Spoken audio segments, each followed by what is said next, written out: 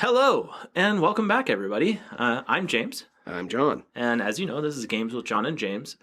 We wanted to put a pause on the first part of the episode because some breaking news happened last week Holy crap. that we didn't get a chance to talk about, and oh my goodness, it's a doozy. So normally we'll do our replay segment to kind of go back over a little bit of our previous episode if there's some more interactions that we have or some more information. But I think we left it all on the table with Kingdom Hearts. Let's talk about this. So last Wednesday, in an unprecedented buyout, Microsoft purchased Activision Blizzard for $68.7 billion. It was one of those gamer conundrums where you wondered if even something like that was possible. But, like, now, look, okay, because I'm still reeling because I'm pretty sure everybody pegs me as a freaking Xbox fanboy, which is kind of true. But, like, if you look at actual developers / publishers, EA, Ubisoft, Activision, and who else? Like Square Enix or Nintendo, because they self-publish. Mm-hmm. Like, holy crap. If you look at the bigger picture, they've acquired Activision Blizzard, who before the acquisition they had acquired King, right, the company for Candy Crush. King, yeah, and they used to be Vivendi Games, they used to be Sierra, so that's a legacy. So Activision Blizzard acquired that prior to the acquisition by Microsoft. Microsoft already has Bethesda and all of the other studios present that they have done through their acquisition, which it does kind of lend to the Microsoft just buys everyone trope that a lot of people will say. However, I think that is the biggest wave in gaming right now. Yeah, because if we look at Sony, they have one thing, aside from some of their exclusives coming out this year, the big thing to look forward to is the change to the PlayStation Plus, when they're including the PlayStation 1 and PlayStation 2 library. We don't know what games are going to be included with this tiered system, kind of akin to Game Pass. So that's like what they're hanging their laurels on. This is going to be big. They've been very passive when they could have been a lot more aggressive. And I think if we rewind to the beginning of last generation, that was kind of the last true console war, because everything is crossplay for the most part nowadays. The thing that I like to look at is that multi-platform games are the great equalizer. They are. So let's say if they bought someone else, if they bought like a Ubisoft or an EA, that means that they have carte blanche on sports games. Like, even something like that, like, we as, people who don't necessarily play the Maddens every year, some people out there only play Madden, only play NHL or FIFA. You want me to give you a fun fact? What? I actually buy Madden every year, and I actually play through it. Is there like a story mode I don't know about? No, the story mode. Is there a JRPG mode? Is there a turn-based football game that I'm not playing? Wait, that's football. You know how amazing that would be? It'd be like iShield 21, the video game. Like a football Well, they made the basketball anime, and they made a volleyball anime and all that. Just imagine, like, because Captain Tsubasa came out here recently. Remember that? Yep. Like, imagine anime football versus mode video game. They have made iShield video games in the past. They just need to do it again. So, the Brian Dawkins inspired a manga. There you go. Heyo. Shout out Brian Dawkins. Hey. Great safety. But no, I think I really think it's huge right now, because along with that purchase, two characters who have always been Sony products, yep, Crash Bandicoot and Spyro the Dragon, are now owned by Microsoft when this deal finalizes. And that is, if I was a company as big as Sony with as big of a footprint as they have had since the PlayStation 1, yeah, because video game technology is based on Blu-ray technology. It was based on DVD technology at one point. If you look at our medium with how we watch movies, they're on Blu-ray discs. Sony has a giant footprint in the world. Yeah. And Microsoft's footprint is bigger. Sorry, ladies. So, and then for Microsoft to now have full rights to two iconic Sony characters is huge. Let's be fair for a second here. They bought Rare. Mm-hmm. Where's our Conquer game? where's our new like we got a new Battletoads, I guess. Like I liked that game, but my god. So Like we did get Conkers again I- back on the OG Xbox. But we also got him as an emaciated squirrel as a tech demo in some VR HoloLens crap. And we also got him in, like, Project Spark because they said, nah, 30 years without a new game. Looks like we've got to make our own. You know what I mean? So owning IP is different than flexing that IP. So I think this is the telling moment. I think they have hit what could be critical mass for right now with big name studios that have relevancy. So Activision Blizzard is because they were a publisher too. Mm-hmm. So if you believe in operating autonomously as that entity, like because Activision owns so many studios, so if you think about that operating autonomously, but having compassionate leadership at the helm of it, you could possibly get some pretty decent products out of those studios. So if you look at Activision Blizzard, I would say as a company... They're so unhumane that we're talking about this, like, IP, and we have humane products to sell. I mean, that's the nature of the beast, but my God. If you look at them, they're the number one company for subscription-based entertainment through a video game. If we look at WoW, it's been around since, 2004, right? That's a long freaking time. That is insane to think about that people have been paying $15 a month, and at one point they had upwards of 10 million active subscribers. That type of passive income is insane for video games. It's enough to ruin a company, which it almost did. Yep. Very big facts. So I think this is the telling point because Microsoft does have a tendency when they acquire stuff, they really don't do a lot with it. Because Microsoft, just like Sony, they march the Microsoft way. They may have acquired this because they have the capital to do so. But what are they going to do with it now? Because you have Bethesda, you have Activision Blizzard, you have arguably the biggest MMO ever created. You have StarCraft, which for the Asian market, StarCraft is still one of the most number one games played throughout China, Korea, Japan. Like, it is insane. You have Overwatch. Yeah. You have the Diablo franchise now. Yes, you do. For every chance in the world, Diablo 4 is going to be an Xbox exclusive. How about that shit? You have all of that.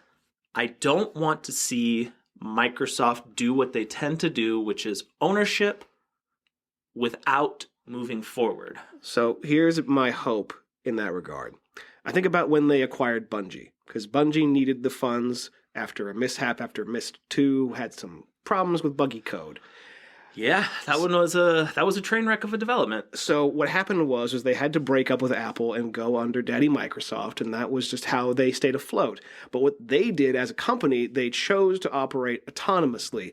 They completely looked at their office space, even down to like the cubicle farms, and just tore it all down and said, "Look, we have to make our games our way, and this is what we're going to do." Mm-hmm. And to the point where, they wouldn't even allow Microsoft badges to be used on their studio doors.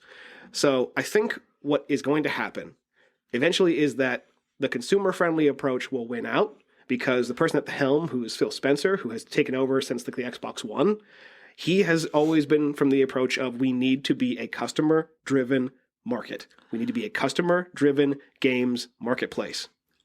If that's the case, we should see some positive moving forward. I'm hoping. However, this could launch the buyout wars.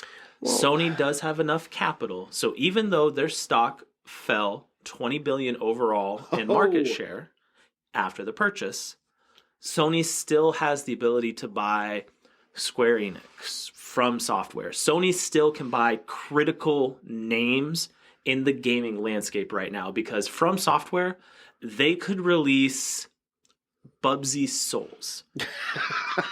They'd have to buy Accolade for that.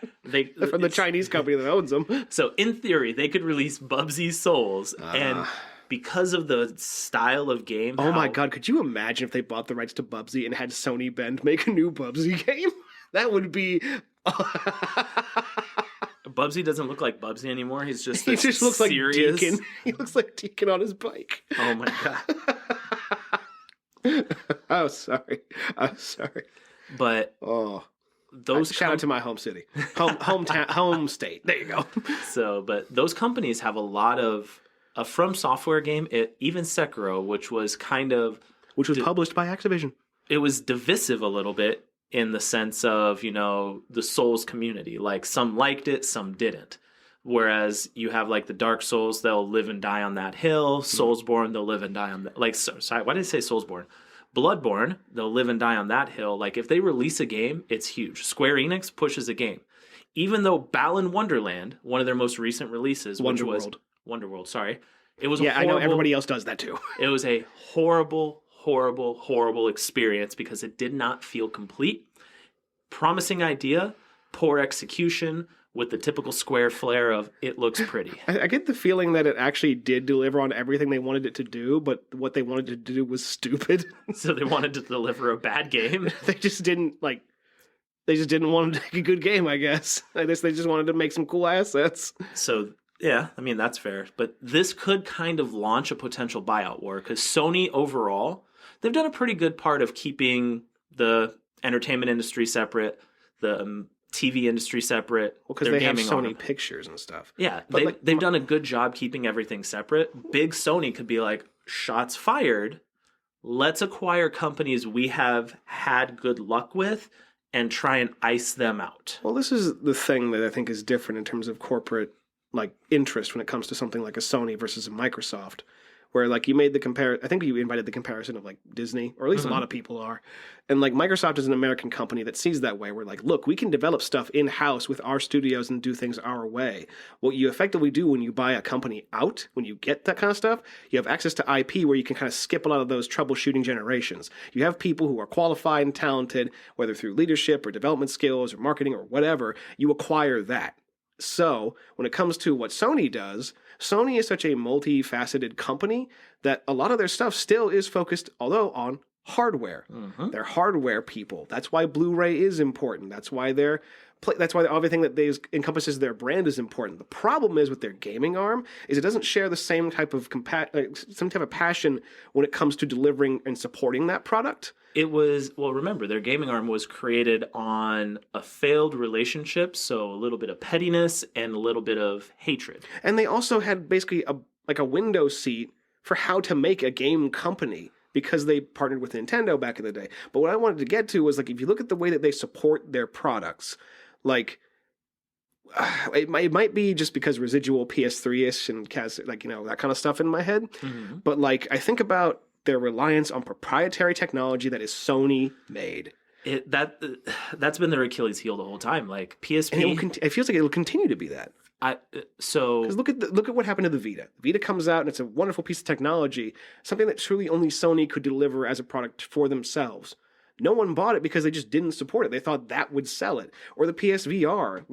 There's so much stuff on the VR that's qualifiably good, I guess, but they just don't support it. Or even again with the Vita and the PlayStation TV, it's how do you salvage something that we basically just botched? It's we do a half-assed job again. So see what I'm saying? Yeah. Or the digital only PSP that slides up like a freaking T-Mobile Sidekick. Oh my gosh. Well, you can even look at currently their TVs. So my wife and I, we wanted to watch live TV, so we had upgraded our Hulu to Hulu Live. What? Live television? I know, right? And about time. When did they make that? Back in the days of the cable. Just see tumbleweed rolling as I tell my story. I got the CW. So we upgraded it. None of the live was working. So we called Hulu. We were troubleshooting, and it turns out through Sony's TV, you can't download Apple TV, the app. You can't upgrade to Hulu Live because Sony proprietary services. It even bleeds over into now their TVs and their hardware, even more so than just the video game arm. So that seems very bad. It seems very. There was a better word for it. I was trying to think about it. It's consumer unfriendly. So I'll give a shout out to Fortnite. Fortnite came out. Fortnite! Y'all sleeping on Fortnite. Everybody floss. Oh, God. So Sonic flossed in the movie. I know he did. He's going to do it again, isn't he? No, he might do a different one. Oh, God. He's going to do whatever. He's going to make it rain chili dogs. But, so you look at Fortnite. So we still had console separation. Exclusives were exclusive. It was Halo, Bloodborne, the Final Fantasy VII, blah, blah, blah, right? Uh-huh. Fortnite comes out. And that is the game. I don't care what anybody says. Because of Fortnite, we got cross playability, cross marketability because of that game and how it shot to popularity through kids, teenagers, and young adults. I can play on my phone while you're playing on your Xbox. You can play on your Xbox while I'm playing on my Switch. And we can still play together. And Right. I think what's happening now is, so, like, in my opinion, Sony has to let go of the past in the sense of we have to just be Sony, because that is not the avenue gaming is doing anymore. Some people, they don't ever want to get a PS5 or a Series X. They love the Switch, vice versa for the other consoles. Yeah. And like you're pro Xbox. You know, I'm pro Sony. We can still game together. And that's huge because 5 years ago, we couldn't technically do that. Yeah. So let go of your old ways, Sony. Don't be a Japanese company for a second. So we've spent quite a bit on this, but we wanted to share this with you, and we want to know how you feel about this, because we've seen Microsoft acquire Bethesda, we've seen them acquire other smaller studios, but something like this for almost $70 billion. Yeah, that dwarfs Take-Two's recent acquisition of Zynga. It dwarfs even their previous record of buying Bethesda. Mm-hmm. Like, there's so... And the other thing I want to touch on real quick, the other thing that makes me hopeful about this is that it's not like Microsoft is like EA. EA was traditionally the company the publisher that would buy up the developers and basically just chew them up and spit them out as soon as they wanted to. Because, like... Thanks for no more Command & Conquer. Thanks for no more Command & Conquer. Thanks for no more Dead Space. Thanks for no more The Mercenaries. Thanks for no more theme parks or sim anything when you bought Bullfrog, for God's sake. And loot boxes in a Star Wars game. Yeah, well, they wanted to do that for a long time. But what I'm saying is that, like, Microsoft is not EA in terms of how they do business. They haven't gone the full dark side. No, and I don't think they will, because they actually have so many other arms in other places that if they even needed to run their gaming operation at a loss, they could. So I hope this is an eye as a PlayStation fan, as a primary Sony person. I hope this opens Sony's eyes, because Xbox, let's be real, it's not a bad console. If I want to play Tales of Arise, I could play it on the Series X, Xbox One, PS4, or PS5. Or Scarlet Nexus, or any of the games that you've talked about on this show. So there are quite, like, if you look at most JRPGs today, with the exception of the Final Fantasy VII Remake, which just barely came to PC, which is still a Microsoft thing. It's actually I thought it was a timed exclusive, and it's actually on Xbox now. Is it? Yeah. Are we sure, or are we spitting air? Let me take a look, because I remember... I will entertain the masses while you look. All right, so go on about your thing. So you're going to hear him finger typing really fast, but it's a unique time to be a gamer. No matter what console you enjoy, we can enjoy it with others. We can play with others on, because primarily, if you look at it, 2Ks, Maddens, Fortnites, Call of Duties, Apex Legends, PUBGs, universal. And I think that's the way moving forward. And I think Microsoft got a company that is the subscription god that they can incorporate into their arm, into their values, and kind of take that model, enhance it, because they already have a good subscription service with Game Pass. And now they can make Activision Blizzard better, make it more user-friendly, and we might see some of those hard-line PC-only titles. Mm-hmm. How crazy would it be to play WoW on an Xbox? They'd have to really dig deep and make that controller work. Also, just from my own research here, so PlayStation and Sony had the exclusives for Remake and Remake Integrate for about 1.5 years of its life cycle. Now that it's on PC, there's nothing in writing that says it's going to come to the Xbox. But if you look at the fact that over time, when they've announced Game Pass and pushed Game Pass really hard, they're like, you can play every Final Fantasy game on Xbox Game Pass. Even now, you can play X1 and 2 and 12 and 13, 13.2 now on Xbox Game Pass. So I think it's just only a matter of time. It is. There's still some that I don't feel will come. So like Horizon Zero Dawn never went over to Xbox. Well, that's because it's made by Guerrilla, and Guerrilla is inside Sony. Yeah, so I think we'll still see a little bit of separation, but the day of the console war exclusives of the Halo versus the Final Fantasy, of the blah versus the blah, it's gone. I would say it would basically, that fight brought up, like, Halo versus Killzone. Mm-hmm. Like, if we ever see Halo on another platform that's not like a PC or an Xbox, Mind blown. cloud version on the Switch. Here we go. All right, guys. So we spent 20 minutes talking about this. this has been some big news, and like John said, we spent 20 minutes talking about this. We want to hear your thoughts, so hit us up on Instagram, hit us up on Facebook. We want to know what your thoughts are. Are you pro Xbox, pro Sony? Do you feel this is a good idea or a bad idea?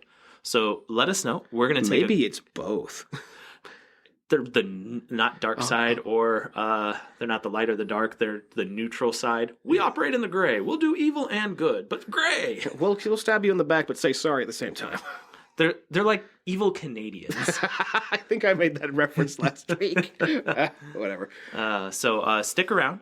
We promised you a doozy of a topic, and this is actually going to be our season finale episode. So stay tuned. And I hope you enjoy what our last topic is. Don't touch that dial. For a second, I thought you said series finale. I'm like, finally, freedom. Freedom! Yeah, don't go anywhere, folks. See you soon.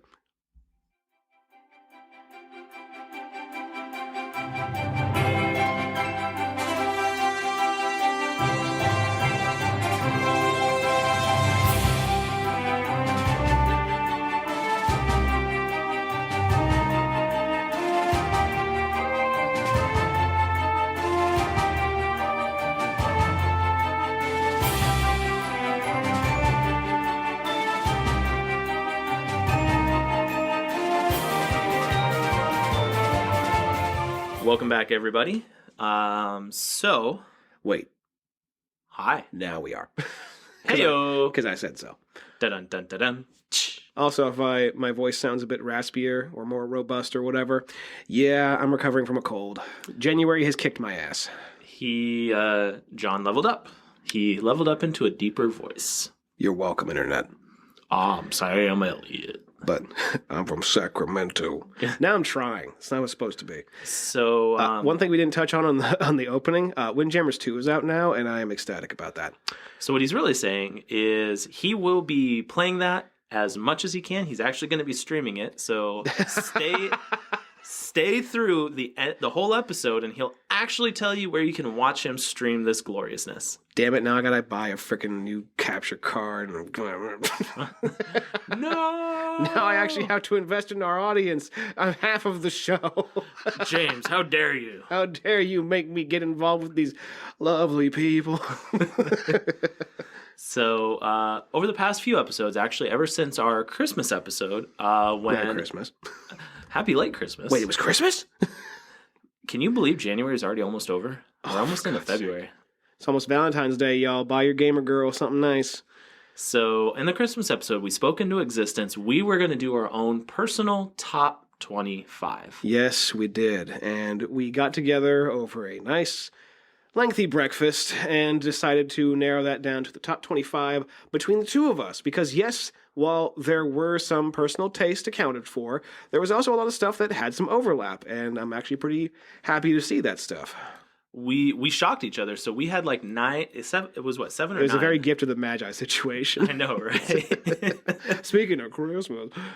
So we had a decent total. We had almost a third of the list where games we both literally put on. Yep. I initially tried to be very all over and all encompassing for gaming history in general. And John actually corrected me. He's like, hey, this is our list. This is cool, but what are yours? And I was like, oh, I don't have to be nice. It is time. It's time for us to be as myopic as possible and piss everyone on the internet off. It's time to duel. Yeah. Boy, if you remember the Christmas episode, Dual Sabers on. Oh, God. Sorry, you and your friggin' brother, like, ching, ching. No, so just kind of narrowing down like how this is going to work. A lot of people like to put things into numerical order. Now, I am all for that if you as a person are willing to stand by like the hill that you're going to die on as like the single best game of all time. Me, I do not agree with that.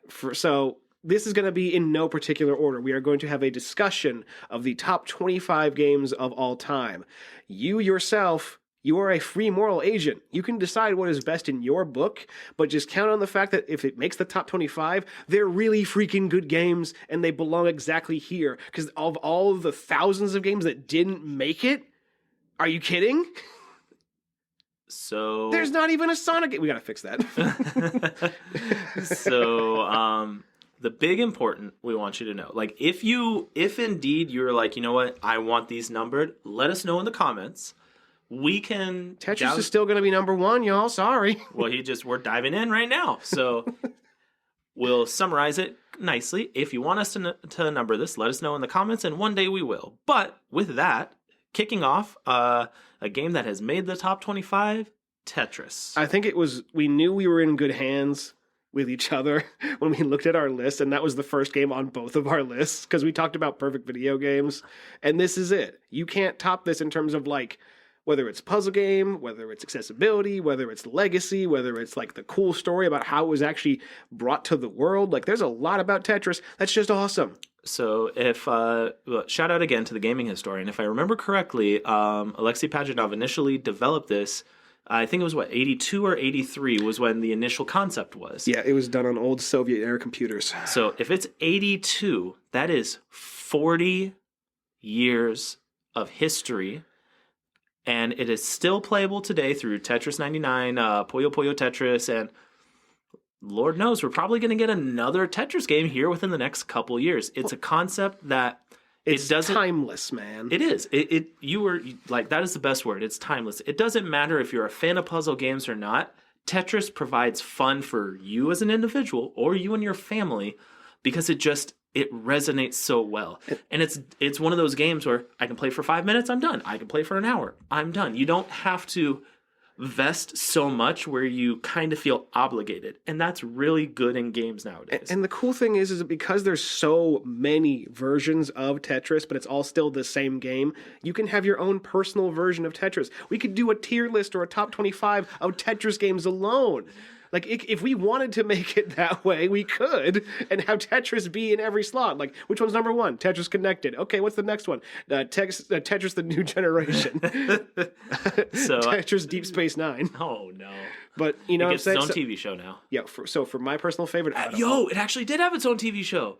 What was the TV? So what? There was a TV show. Did it have an 80s cartoon? No. This was a recent TV show based off of a Japanese game show where the wall is moving towards them, and they actually, on some of the positions, the contestants had to jump through to where the wall didn't push them off and they failed, were Tetris positions. Wow. Tetris, you've arrived. So Human Tetris is on the list now too. My personal favorite, Tetris Effect Connected. That was a good one. That was a very good one. I love to put my headphones on that, play on the easy mode, and just move some blocks around, y'all. So trip out. We could speak more on Tetris, as you know. We're both big fans of it, but I think that's a really good entry point for our top 25. Mm-hmm. So I'm going to steal a little of the thunder on this next one because, so as you know... Speaking of Tetris, God of War. So our next entry that made our top 25 is actually Sonic 3 and Knuckles. Yeah, the GOAT, baby. So John is one of the biggest Sonic fans you will ever meet. And as you know, I'm the biggest Sonic fan on this show. Fight me. I mean, I can't argue with that. I'm the biggest Final Fantasy on this show. What now? You can have it. So it's we both looked really hard at Sonic overall, because Sonic has quite a video game history, akin to Tetris, akin to Mario. But if we have to narrow it down into perfection, it's either Sonic Mania, released here recently, or Sonic 3 and Knuckles. And Sonic 3 and Knuckles, just for the innovation at the time of replayability of the old games, introducing Knuckles. Like, I don't know about you. So when I first played that game, and I saw you could be Knuckles, because I played them in sequential order. Yeah. And I saw you could be Knuckles, I didn't play Sonic. I was like, this is dope, I am Knuckles! I can fly and have dreads and be a tough man. So it is the best iteration of Sonic there is. And it was made in the time where Sonic was king. You know what I mean? Because Sonic Mania plays off of a lot of the strengths that made Sonic famous back in the day, and it's a return to form, quote unquote. For Sonic 3 and Knuckles, they were like, okay, what's the most fun part about Sonic? Okay, make an entire game like that. There you go.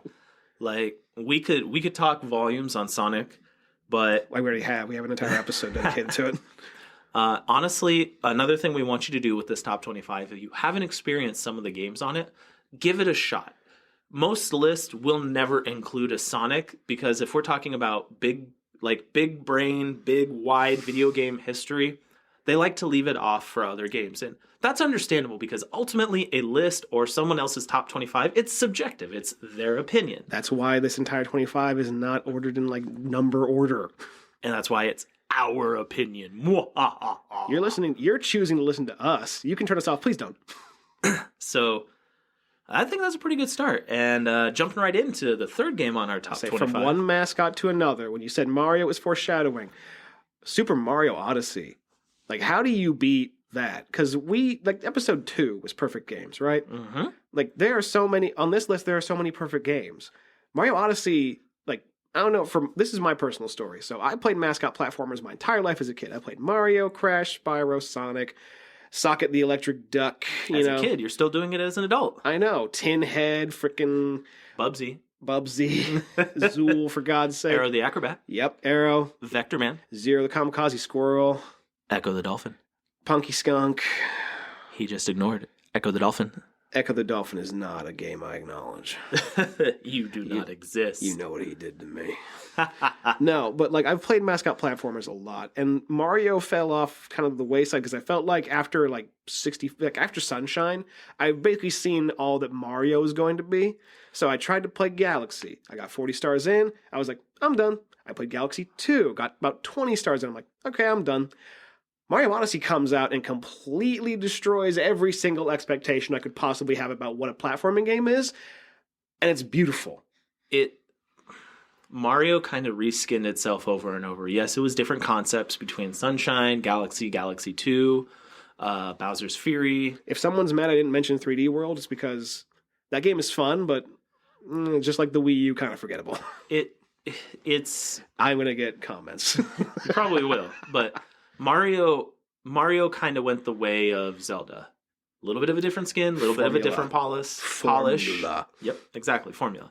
And Odyssey broke that just with innovation, actual true story in a Mario game. Because I don't know about you, but platforming just to platform, because that's ultimately what Mario is, it can get very monotonous, repetitive, and a little boring, especially when it's a reskin. Well, it's funny you say that because to me that would make it like a perfect video game. Because it fosters a relationship with mechanics. So a perfect boring video game? No, a perfect game that focuses on mechanics and innovation within the level and the framework of how you explore that level.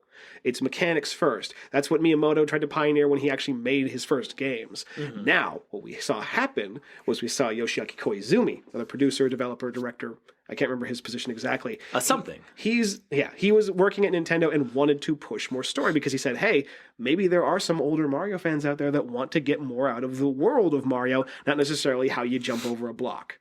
And Miyamoto protested a bit or whatever. I have no idea how the relationship... I don't claim to know that stuff that goes behind closed doors, but all I know is that Yoshiaki Koizumi, that man got free reign with Odyssey. And it delivered in spades. So when I got my wife her Switch, that was the first game that was on the Switch for her. She played it through. She beat it. She beat the Dark Side of the Moon as well. So she went through. I'm going to give a shout out to my girlfriend even, because she is one who complains about not having enough time to play video games. I told her one day, you have Mario Odyssey. Get one moon. Just get one. And that is how she got to finish the game. It's such a good game. And I got to watch her play it from New York City, using the cap to take over a T-Rex. Yeah. It's essentially Breath of the Wild, but Mario. Not the open world, but the complete reinvigoration and reinventing. It's basically revitalizing something that, for all intents and purposes, you didn't need to revitalize it because it was going to sell anyway, but then you just go for it, you swing for the fences, and bam, you got a hit. So, trucking along. Big hit. Game 4 on our personal top 25 is a game John and I have talked about quite a bit. It's actually one I'm playing through because he said, hey, this is the next game I want you to play through, is BioShock. I need to recommend you 2 games because you keep recommending me games that are like 40 or 20 hours long. Lost Sphere is barely 20 hours long. You're just suffering through it because it feels... BioShock is like, if you wanted to just plow through that game, is like what, like 8 hours? Probably, yeah. So I should give you 2 games, BioShock 2 and BioShock Infinite. Okay. I'm just messing around at this point. But anyway, we've talked about BioShock enough on this podcast. Maybe not as much as Chrono Trigger, but I think in terms of the esteem that we both hold for these kind of games, I'd say it's... As a first-time player of the game, it deserves to be in anybody's top 25 list. It revolutionized what it was trying to do, and it still has relevancy today. I think, yeah, and it's funny because the way a lot of people describe video games, you can kind of hear that stuff and be like, oh, this is the same stuff you say, like marketing and stuff. It's like, no, but look at what Bioshock came out. Bioshock came out in like the kind of the afterfall of like the wake of things like Call of Duty, where shooters were very much one thing, and one thing in particular. Bioshock comes out and basically takes kind of a blueprint of previous type of like survival horror-ish, like very claustrophobic but very well-established atmospheric shooter games, and delivers on it in spades by giving you audio logs, by giving you basically an entire environmental storytelling adventure that pays off in a cool twist, but is also just a cracking good action game. Mm-hmm. And like, as much as people can say the hokiness of the moral choice system, like, I don't know, man. Like, it's nice. Like we talked about that in depth. Remember when we went into Fable and you being a devil? And if you kill your wife, you get less evil points than divorcing her. So morality and choice in video games, and having the ability to choose what will potentially affect your outcome of the game is very rewarding, because we each enjoy games how we do. And it shows your investment as a player. Exactly. Like, if you get to tell your story how you want to tell your story or play your story, that is beyond amazing. It's almost like every game is a role-playing game if you actually try. There was a long pause of silence because I had to look at him blank-faced, because there are definitive categories for video games, and we will not breach that until a later episode when we dive in deep to it. So stay tuned sometime in season 2. Season 2, baby. It's going to happen. So we're going to fight for real. Those are going to be some words. In the last episode, I legit looked at you and said, you know what I said, so I don't want to repeat it. But like, there was actually a part where I was like, shut up. So moving along. So our next pick, it's a 2-in-1, because we talked about the legacy, as John mentioned, with shooters just when we were talking about Bioshock. So game 5 in our top 25 is a tie between Doom and Wolfenstein, because if you look at the original ones of each, Doom revolutionized shooters. Doom was the stepping off into everywhere we could go. Wolfenstein was the legacy for Doom to pull from in order to give us what we have. Yeah. So you have to include both. Both are still around. You can play them in, almost a dozen different forms? Yeah, you pretty much can. So there was even like a game jam a few years ago. It was like probably 6 years ago, probably more than that. But yeah, so they did like an entire 3D remake of Wolfenstein 1 and Wolfenstein 3D. Wolfenstein 1, what am I talking about? But like, they did it in 3D, and it had like floppy, like, you know, ragdoll physics and stuff, and it was friggin' awesome. Like, that's even as just like a throwaway project, you can still play it and it's still fun. So if you haven't experienced either one in their original version or any of their versions, go check those out. Wolfenstein has taken a little bit of an odd turn, as did Doom, but I do think they're both poised for a new game to kind of take that turn back onto the path. I like how you're talking about it as if that didn't happen already, because like Doom Eternal and Young Blood. I like how you paused. I had to pause for a second. I was like, wait a minute, what were the last ones? Okay. Because yeah, if you want like a modern version of that same exact type of feeling, yeah, play Wolfenstein, The New Order, or The New Colossus, or play Doom 2016. Like, Doom 2016 is legit. If you want a remake of Quake, play Doom Eternal. Fair. So try those out. Like, definitely give them a shot so you can kind of appreciate. I just see somebody in like a John Carmack, John Romero t-shirt, like, that's not right. What are you saying? What are you saying about my first-person shooter? Oh man! So try those in the original form so you can kind of understand where shooters came from, because both of those are the godfathers. They're boomer shooters, baby. Of what we enjoy. So trucking along, we for our next from one, M-rated to E-rated. So for our next title in this top 25, we the Pokemon franchise has a very long history ever since 98. 96 even. Like, longer than that. Oh, yeah. Was it 96 initially in Japan and then 98 for us? I think so. Okay, so... Because they developed it, they started development way before, and they had to take contracts to basically fund Pokemon's development. That's fair. So Pokemon is a very storied franchise, which has a game coming out this month with Legends of Arceus, when you kind of get to open world Arceus. And in looking at that franchise, it has its highs, it has its lows. It's and definitely lows.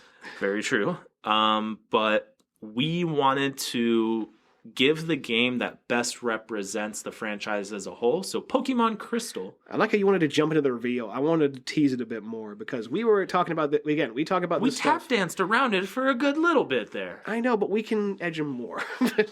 So you want to Muhammad Ali and just be like, float like a butterfly, reveal the game like a bee. Rope-a-dope him. Come on.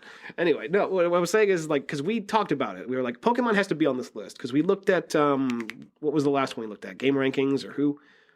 Games Radar. Games Radar. They put out their list and they put Pokemon Go on there. Now, I don't like judging people, but I will judge what they think. We're on a podcast, so judgment happens often, my friend. I know, but like, I understand why some people would believe or understand why Pokemon Go is there. Us, on the other hand, it was like, okay, is it going to be red, blue, green, yellow, or gold, silver, or crystal?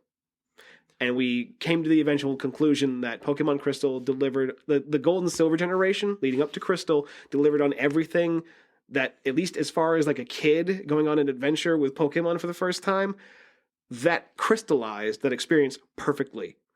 And I even remember Crystal crystallized. It is like a poem, it rhymes. No, but we wanted to talk like I'm choking. I'm stepping on my own words because I'm remembering all of that stuff flooding back into my memory. It's Pokemon Crystal is essentially the pinnacle of 6 games. Yeah, it's the pinnacle of red, blue, green, yellow, gold, and silver. It is the best version of the initial ones before launching off into Gen 3 and beyond. However you look at it, Crystal delivers in spades. It enhances upon gold and silver, which already enhanced upon the original ones, and just delivers such a harmonious and perfect experience for Pokemon that when we were talking about Pokemon, the other games we went to were Heart Gold and Soul Silver. Yeah, because it's hard, man. So like, there's just so much good stuff in that game.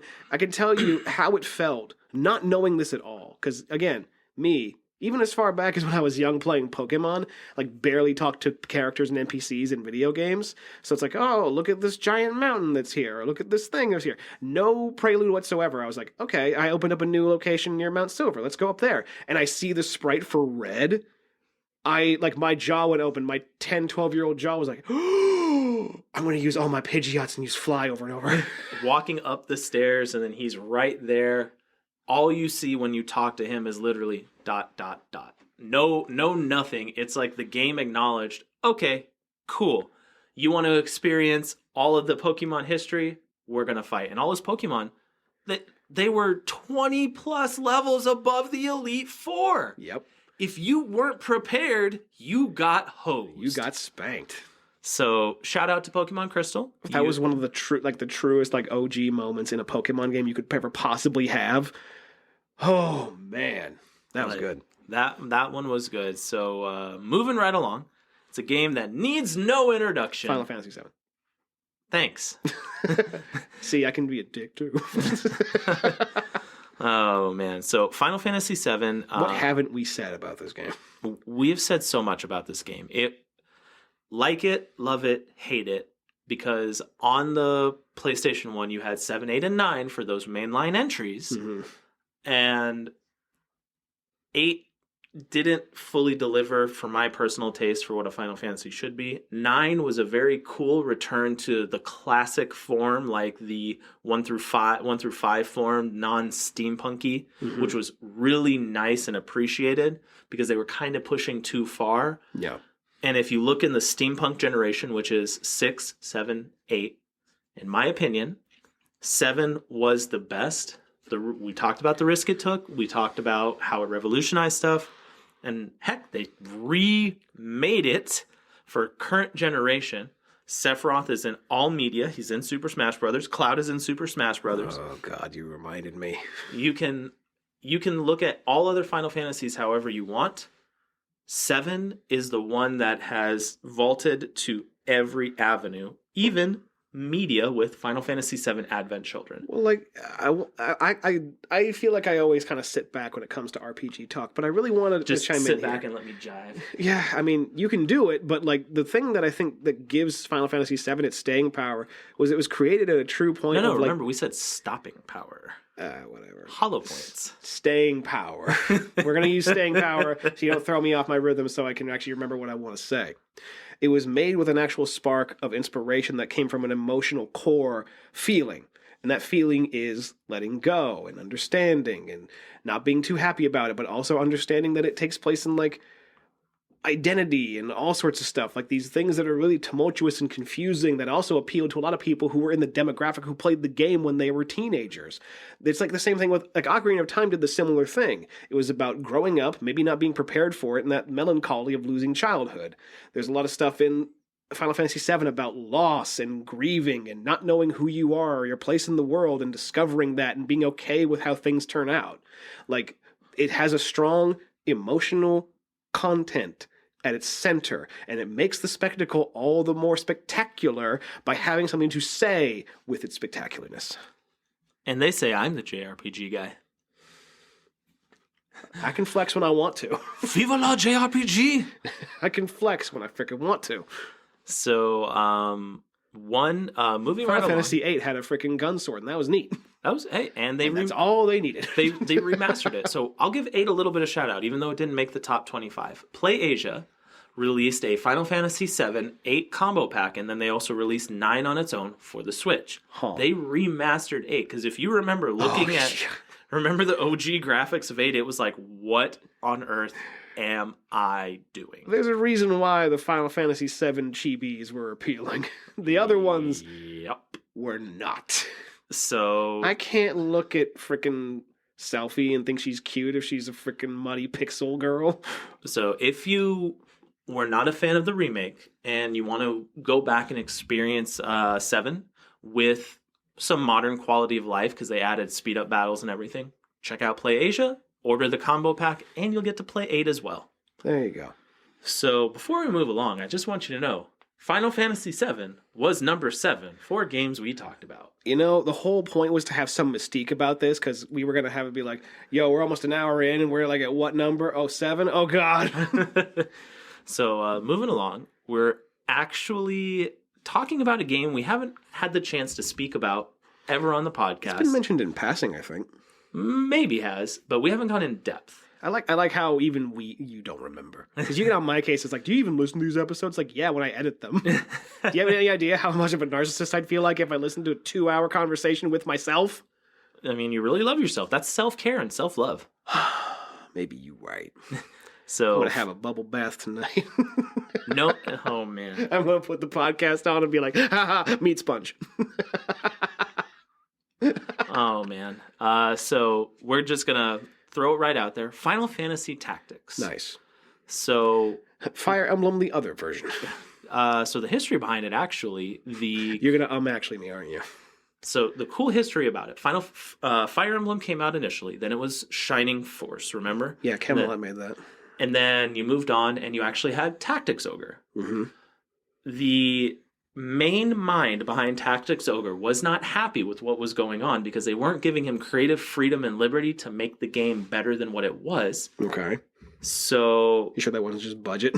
no, it wasn't the budget. They stymied his creativity because they wanted to keep it cookie cutter. Gotcha. So Square comes along and they're like, we want to do something in the vein of this, and it's already kind of a clogged market. So they brought him in. And to keep the Tactics Ogre, it was, how do we make this appealing to the masses? Oh, Final Fantasy? And how do we appease you? Tactics? You have creative control. And we got probably one of the top 3 best tactical RPGs of all time. Enough said. That's it. That's all we can really say. So we're going to... This guy, I try harder. I love Disgaea. That's my favorite franchise of all time, but Final Fantasy Tactics is just harmoniously done. If you haven't played it, play it. You can play that version. You can play the War of the Lions version on the PSP. There's Advance. a Game Boy Advance one, and there's even a DS version. There is? A2. Final Fantasy Tactics A2. I was going to say, you sure that's not Pokemon Conquest? That was a fun one as well. But moving along, it's a game I fought against in our very first episode because I was defending Taking it back to the dawn of time. before we began. Yes. I was defending my love for a JRPG. Final Fantasy VII. John actually was able to push through, and I was able to see a differing perspective. So, needs no introduction. Breath of the The Wild. Legend of Zelda. Breath of the Wild. You don't even have to have Legend of Zelda anymore. It is that synonymous with Zelda that you can just say Breath of the Wild. It's like how people say Skyrim and not the Elder Scrolls Skyrim. Yeah, exactly. It's Zelda, as we mentioned when we were talking about Mario, Zelda became kind of copy-paste with the exception of Skyward Sword when they tried to utilize the Wii motion control to not a good design. They did a lot of things wrong with Skyward Sword. Breath of the Wild comes in and it was the new Ocarina of Time in an open world. Ocarina of Time came out, turned Zelda upside down. I think impact-wise, yes. I think in terms of actual gameplay motivation, I'd give it honestly to the original Legend of Zelda. The idea of you waking up in some foreign land on this Hyrule fantasy, and you just gotta figure it out. Did you say Hyrule Fantasy or High Roll Fantasy? Because I don't know if Zelda can play slot machines. Could you imagine just going to a Goron gambling Danny's little bow tie? Triangle, pig. Oh my god. Don't give Konami those ideas. They'll buy Nintendo and make slot machines, pachinko machines. No. But what I'm saying is that, like, so the biggest thing that, using your words, stymied the creativity or even like the delivery of a good Zelda experience in the last game, which was Skyward Sword, was fee and tutorials and a lot of stuff that basically people tried to make it more accessible with, but ended up making it basically like a brick wall you're trying to ram your head against in order to actually get to the fun parts. I remember playing for like an hour and being like, I'm just running point A to point B at this point. And I'm basically, I'm paraphrasing from Eco Raptor here. What has thus far concluded the series at that point with Skyward Sword was, you're not asking anything about our sense of adventure or our wit or our intelligence or anything. You're basically asking our willingness to point our sword at something and walk toward it. Zelda had, at that point, in my opinion, Zelda games had become, as you just said, point A to point B. The story, they tried to add to it. It fell flat. It lost a lot of its mystique. Which is also funny because it was supposed to be the first in the franchise, like the first ever story of Hyrule and Zelda and stuff, but there was still stories before that. So it's like, God. If you look at also on the Wii, Twilight Princess. Mm-hmm. Great example. Actually, also on the GameCube. Oh, very true. But Twilight Princess was a game done right on the Wii for Zelda. Yeah.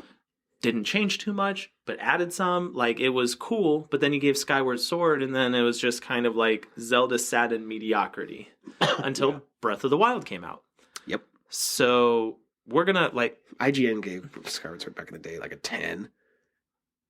This is where This is why we don't like you, IGN. This is GameSpot, or I think it was IGN giving Imagine Party Babies like a 7.8 and God Hand a 3. Enough said. So we're going to move right along into another storied franchise. This one, John and I, we talked quite a bit on because it has had many iterations from the Super Nintendo all the way to current consoles. And we felt to do it justice on the most perfect version of it, Mario Kart 8 Deluxe. It delivered everything you want from a Mario Kart game. It perfected the race mode, it perfected the battle mode, and it even brought levels from the past in to where you could re-enjoy and re-engage in some of those iconic moments. You can't get better than Mario Kart 8. I'm excited to see what Mario Kart 9 might be. And the fact that you raised the specter of 9, the fact that Mario Kart 8 came out in 2013 on the Wii U. Mm-hmm. I remember playing it for the Wii U. I remember seeing it for the Switch as they're including like Link and frickin' and Inklings and frickin', you know, all this other cool stuff in a proper battle mode, and it truly was a deluxe package. So much so that the number one selling game for the Switch is Mario Kart 8. And it's because it was bundled, it's because everyone freaking loves Mario Kart. So for the fact that we're even getting a 9 at all feels weird to me. Like, what could they possibly do to big up that? VR. Oh, God, no. Whoa, that would be trippy. Nintendo Labo, no. That would be so trippy, but... You can drop a rock in behind you and it freaking blows the tires of one go-kart and permanently kills one character. Well, Mario Kart turned Twisted Metal. Hell yeah, I'd play that game. Oh man, that'd be a trip. So throw the clown into the grinder. Oh no. So it's the ultimate version to experience this game. Play it. It's literally out there. You can get the Target combo pack where Super Mario Party is there with it. You want Mario Party fun games? This is it. It is so much fun. Yeah, like the Nintendo sells itself on the fun machine. That's where the fun's at. Go get it. And we're moving right along. This is one of John's passion projects, so I'm not stealing. I personally made this game when I was a child. I use passion project. We'll say personal passions. Errat that word. I do love me some fighting games, and there's no better, or at least more influential, more established, more legendary fight game than Street Fighter 2. Who'd you main in Street Fighter? Blanca. I can see why. What is that supposed to be? You're a cheap bastard. We don't have to delete that part.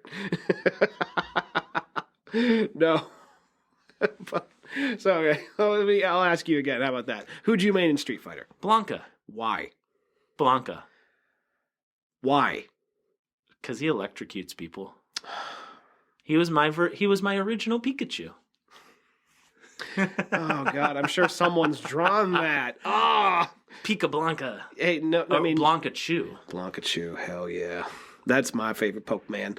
I mained Ryu. I'm basic that way too, but like at the same time, like there's 8 characters, right? Like the World Warrior whole concept, and you had the Army Man who was in the Air Force. Colonel William F. Guile, who was played by Jean-Claude Van Damme. The Army man that was in the Air Force. The Army Air Corps man. We're going back to the 40s. Yeah, let's go. Oh my God, if you beat Street Fighter that took place in the 40s, I'd play that. Everybody's just doing old-style fisticuffs. It plays in the 20s. It's like those old films of boxing matches. It has to be a black and white video game then. I am getting completely off track here, but like fighting games, they're so fun. The idea that like from Street Fighter 1 to 2, 1 is a dinosaur. Karate Champ is a dinosaur. All these things that were supposed to come out that were supposed to be Street Fighter 2 that turned into things like Final Fight or even just ports or other things that other people just made terribly. Street Fighter 2 came out and just leveled the entire playing field and brought in a new arcade renaissance where people could come in and frickin' fight with their friends and play as cool characters like Blanca Chew, like Ryu, Ken, Guile, Chun-Li, Dhalsim, E. Honda, the whole thing. You mean Ryuizard? Ryu is I've thought of that one long and hard while you were on your diatribe. You are an evil man. Now you have to draw it. No, I don't. I can draw Blanca Chew. But no, like fighting games are part of like my soul because I love them. They're mechanics driven completely, and they're wrapped up in a cool aesthetic with cool music and cool backgrounds and cool everything. And when you have Marvel characters fighting Street Fighter characters, you have like DC characters fighting Mortal Kombat characters. I love wacky, zany stuff. Street Fighter 2 comes out and sets the entire stage for all that, and so many freaking quarters spent. And it is still played in tournaments today all over. And if you want to talk about the legacy of a fighting game, some of the others, yeah, they're played there, they're mentioned there, but Street Fighter 2, for it to still be there, that is legacy. Because if you can't be good in Street Fighter 2, you don't, in my opinion, mind you, just my opinion, you don't deserve to play the other ones in a tournament. Get out of here. Ooh, man, a lot of Evo kids are going to be like, what the hell did you just say? What is going on? They're going to beat you up in a video game. But no, I have... Insert Bane scene. So break the Blanca. Blanca Chew. If he tries to break Blanca, it would shock him. Oh, Movie man. over. No, but seriously, this game has a huge personal stake in my heart. Not even just for Street Fighter 2, but like every game after it. Even playing Pocket Fighter, playing Marvel vs. Capcom, Street Fighter 3, Third Strike on the Xbox, like the Anniversary Collection, which came with Street Fighter 2. The Street Fighter Alpha Collection that had the Hyper Fighting Edition where you could play as every single version of every like character from every version of Street Fighter 2. That stuff's just amazing to me. It's forever being iterated on, and it's just like, oh man, there's a lot of deep stuff I can say about fighting games. It's like a martial art itself. It's like trying to pursue a perfection of an art form that you know you can never truly win at, but you get sharpened and more battle hardened every time. That is the sound of me corralling John Pulling me down from the ceiling before he goes off on the Street Fighter tangent. before I Tatsumaki out of this building and helicopter away. So moving right along, we thought about the legacy of various consoles, powerful moments from franchises, characters, everything you can imagine. We literally poured weeks and weeks going into this to make our list as harmonious as it could be as a representation of both John and myself. And even the world at large, man. So the next game is honestly, with the exception of the current release, in my opinion, the best version of it that you can play, and it's Ratchet and Clank Going Commando. Hell yeah. The sequel to one of the smash hits on the PS2 that was basically becoming like, well, who's our mascot for PlayStation? And you had Insomniac and Naughty Dog still in the race, button head against each other, but in a friendly way. And Ratchet and Clank Going Don't Commando... forget Sucker Punch with Sly Cooper. Yeah, Yes. you had a three-way fight. I mean, a three-way fight, but it was like friendly competition. Yeah, it was a three-way fight to just keep catapulting it because, let's be real, the PlayStation 2, we can look at any console whatsoever. The PlayStation 2 was kind of the end-all be-all for a 11-year period for everything from platformers to JRPGs to shooters to sports games. MMOs. Yep. They had these two on there. If you can play EQ on your PS2, more power to you. You've arrived. You've arrived. But Ratchet and Clank Going Commando, it built upon the original Ratchet and Clank, which, if you look at that game objectively today, it's still a very pretty game, and it would hold up to a platformer in today's standards. Not only that, but like game mechanic wise, like it's still fun to just play. Exactly. When you had to fight Quark, remember that? I do. I remember fighting the final boss, trying to get enough bolts to buy the Rhino, all that stuff. We can speak volumes of it, and honestly, I am so happy that it is a franchise continuing because, like Ratchet and Clank Rift Apart, so much fun. Yeah. And it's one of the few true games you can experience to enjoy everything the PlayStation 5 offers. It's visually stunning. It picks up where as if it had never left off, and it's Ratchet and Clank for modern, and all the mechanics are there. Yeah, and they tried to make it a better story, but I was like, okay. So, Going Commando, if you have we're talking more about the franchise. I'm sorry. Yeah, well, we have it's such a cool franchise. It's such a cool concept. Yeah, I mean, heck, they even made Secret Agent Clank. That's true, but they also made Daxter, so what I wanted to talk about is Going Commando's merits. Is basically just take the first thing and then just crank it up. So it was more health, more bullets, more guns, even cross save guns. Like, oh, you found the old Gadgetron vendor. Cool, you can have legacy weapons from the first game as well as the Megatron stuff that you get in the second game. The story with the Proto Pet and being a secret agent, and learning how to be a commando, Going Commando. And the desert where you had to freaking farm all those gems out of nests from those sandworms and stuff. Going back in New Game Plus to just completely blow them away was the best feeling ever. If you have the opportunity, if you have a PlayStation 2, if you have a backwards compatible PlayStation 3, or emulation, however you get to experience it, go back and play that game. You will thank both of us later. It will feel sublime and so enjoyable. It was PS2 perfection, and then they just kept making it. That's what it was. That's the Ratchet and Clank franchise. It's one of the very few. Honestly, it's one of the very few franchises where the bar is set, and it never dips on the bar. It deviates with the Secret Agent Clank, but that bar didn't dip. It's kind of like when Jak and Daxter, you just had Daxter. Daxter didn't dip. Daxter still held up with what it was. And when you can have a combat racing game. When you can have a game whose bar never drops and gets better, And if it doesn't get better, it still maintains where it was on the last generation. Yeah. We can't ask for anything more as consumers. We, as consumers of video games, give Ratchet & Clank Going Commando a 5 out of 5. John and James certified Yep. 5. The JJ seal of approval. JJ5! Johnny 5. No, get out. Anyway, we're not short-circuiting. We're going on. Oh, man. Speaking of PS2 games, wow. So, yeah, the next one... ones. next ones. So the next entry on our top 25, we couldn't decide because it has games not only on the PlayStation 2, but also on the PlayStation 3.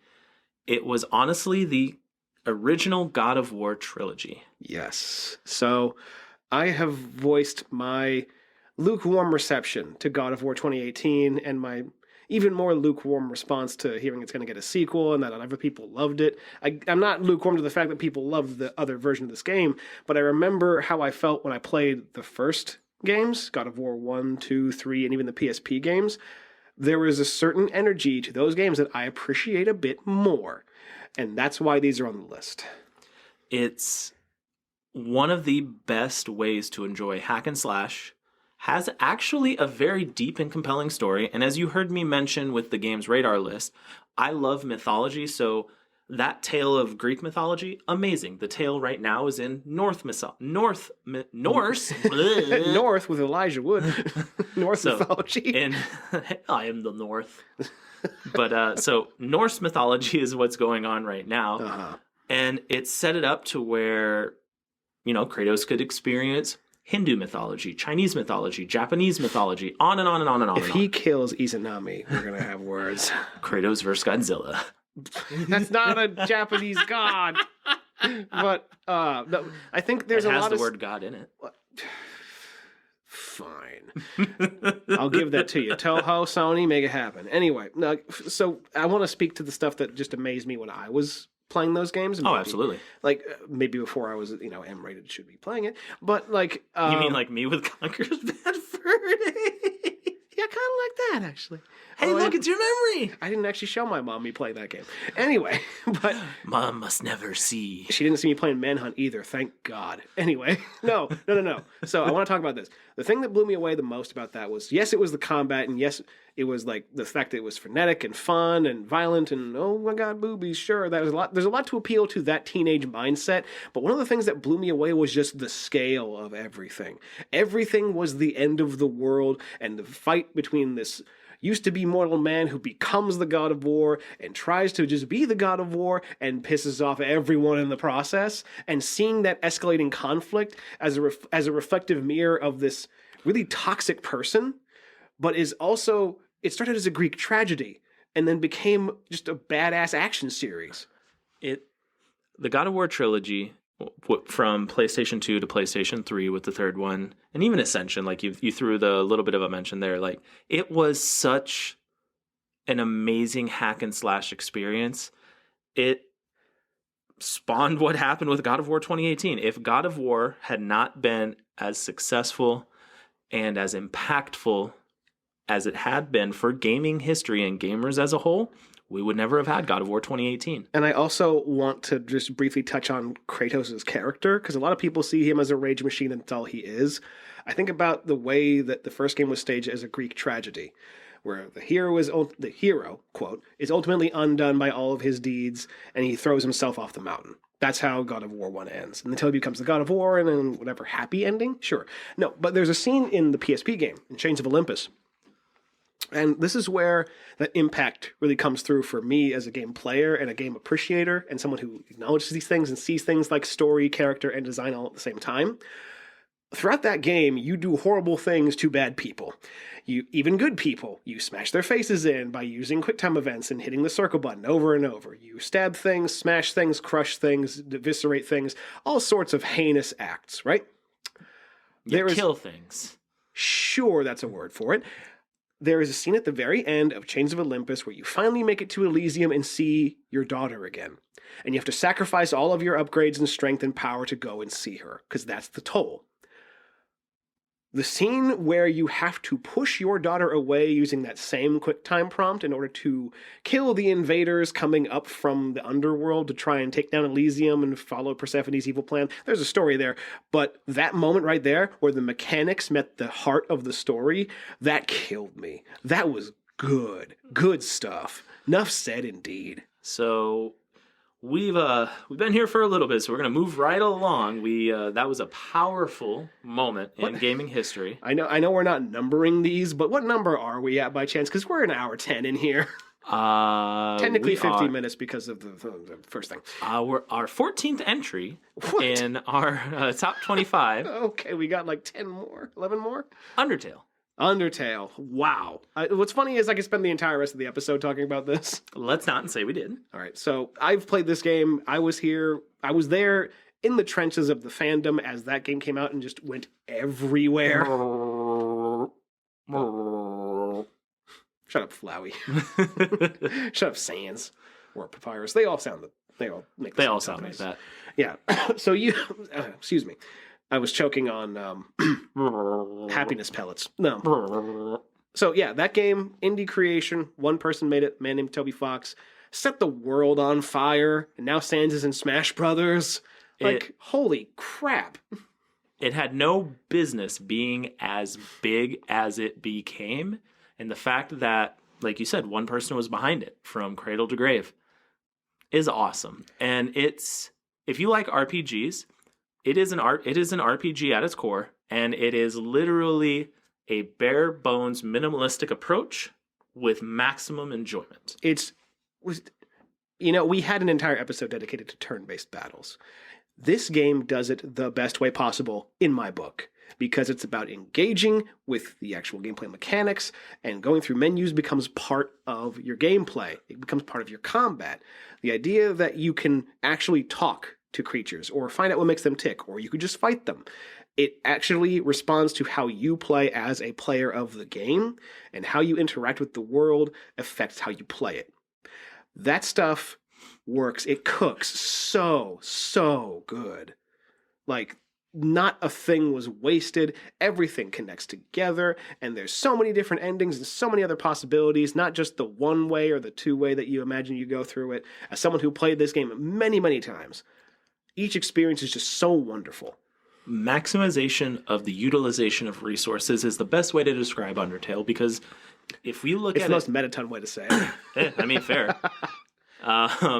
Min-max, minimum resources to create, maximum delivery to us as a player. Yeah, and it goes to show that there is place for what I view as like outdated game mechanics. Like, no, you made it engaging, you made it fun, and you dressed it up in a package and built a world that is so substantial and just bigger than its own self, and never imagined it could be there. The fact that I was there on Tumblr with all those other artists making other AUs and stuff, wow. So just wow. That was a moment in time in my recent life.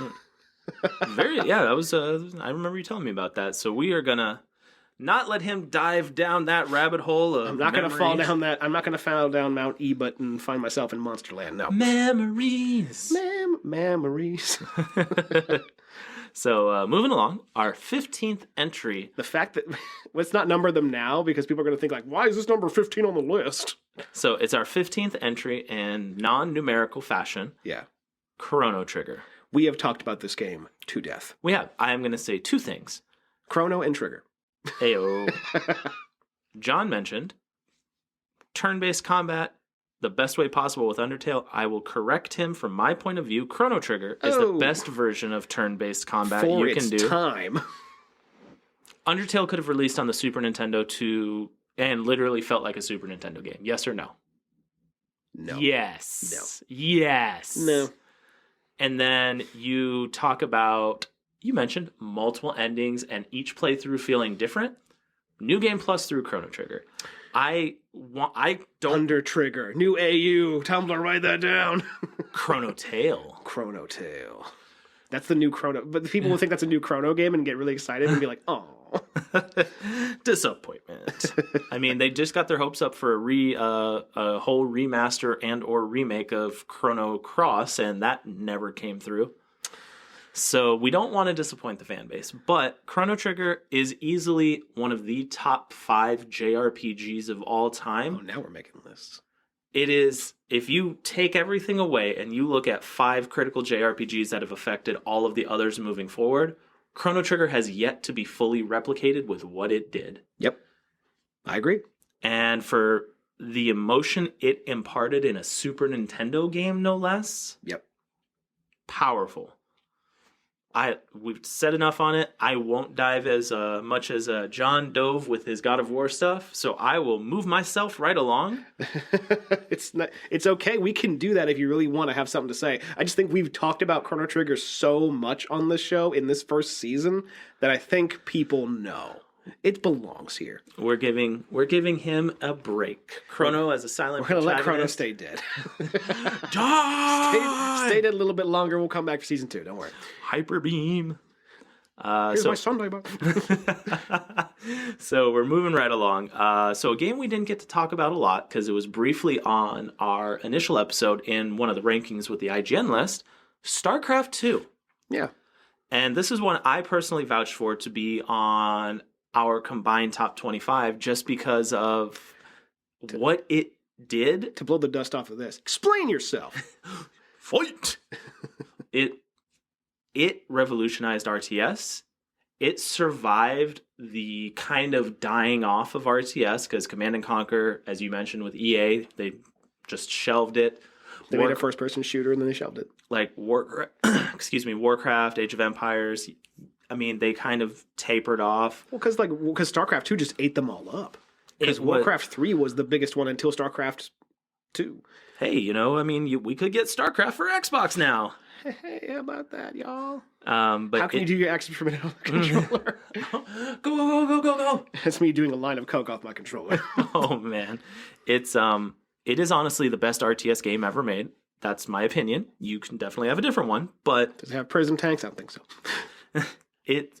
It's made its way, like I said, into other media. It's invaded MOBA games because it was with Heroes of the Storm. It's invaded everything else, and it helped other RTSs be better because it was, if you remember us when we mentioned the Half-Life 2 bar way back in the day. Yeah. StarCraft 2 is the RTS bar, even though it's yeah. that old. Yeah, I was going to say, like, in terms of what has come out recently, nothing has topped it. And if you wanted to look at, like, a poster child for a specific thing, like I briefly mentioned, it was Warcraft 3 until it was StarCraft to StarCraft 2. Mm-hmm. It just was. So it just is, period. So exactly. You can still play this game today. For free. Give it a shot. See what you think of it. I fully recommend it. If you've never played an RTS game, it's such a fun way to experience it and enjoy it. Yeah. So we're moving along to another fun and endearing game on the PS2. So we mentioned Ratchet and Clank. You know who we're going to talk about next because you can't say one without the other. Mascot platformers on the PlayStation 2. We got Jak and Daxter, baby. The precursor legacy. We put the first one on here for a very specific reason. And if you want a lot of fun, Death Battle, as much as John hates it, actually did. I don't hate it. Just think it's silly. Ratchet versus Jax. And it was a really... From Mortal Kombat? Oh, sorry. Jack. Burp, burp, burp, burp, burp, burp. I just, actually, dude, you didn't even know it. You got me. Gamer card revoked. Yeah, give me that shit. So, yeah, give me that stuff. He's ripping it up as we speak, folks. You can cut that. Anyway, yeah, like, these two were synonymous. These four, if you include Ratchet and Clank and Jak and Daxter. But Jak and Daxter delivered on something that the promise of Super Mario 64 was supposed to kind of deliver on, and this giant, single, contiguous, open-world platforming playground. I don't know about you, but when I first played that game, and I wasn't sold on it originally, I was like, what's this? This isn't Crash Bandicoot. This isn't the thing I played before. This is a whole new thing. I'm kind of scared of new things. Where should it go? And it blew my mind. When you first started it, you were very cautious because consoles at the time, when it came to what they could do platforming-wise, or what they did platforming-wise, we knew what to expect. Mario 64, cool. Every platformer on the 64 will kind of feel like this. Mm-hmm. You had your Ratchet and Clanks, you had your Spyros, you had your Crash Bandicoots. So Sony, they had what their platformers felt like. And then you have, as John mentioned, you had Ratchet and Clank and what we're talking about, Jack and Daxter come out that said, cool, we know that's our norm. We're going to shelf that. We're going to say, thanks for playing here, bud.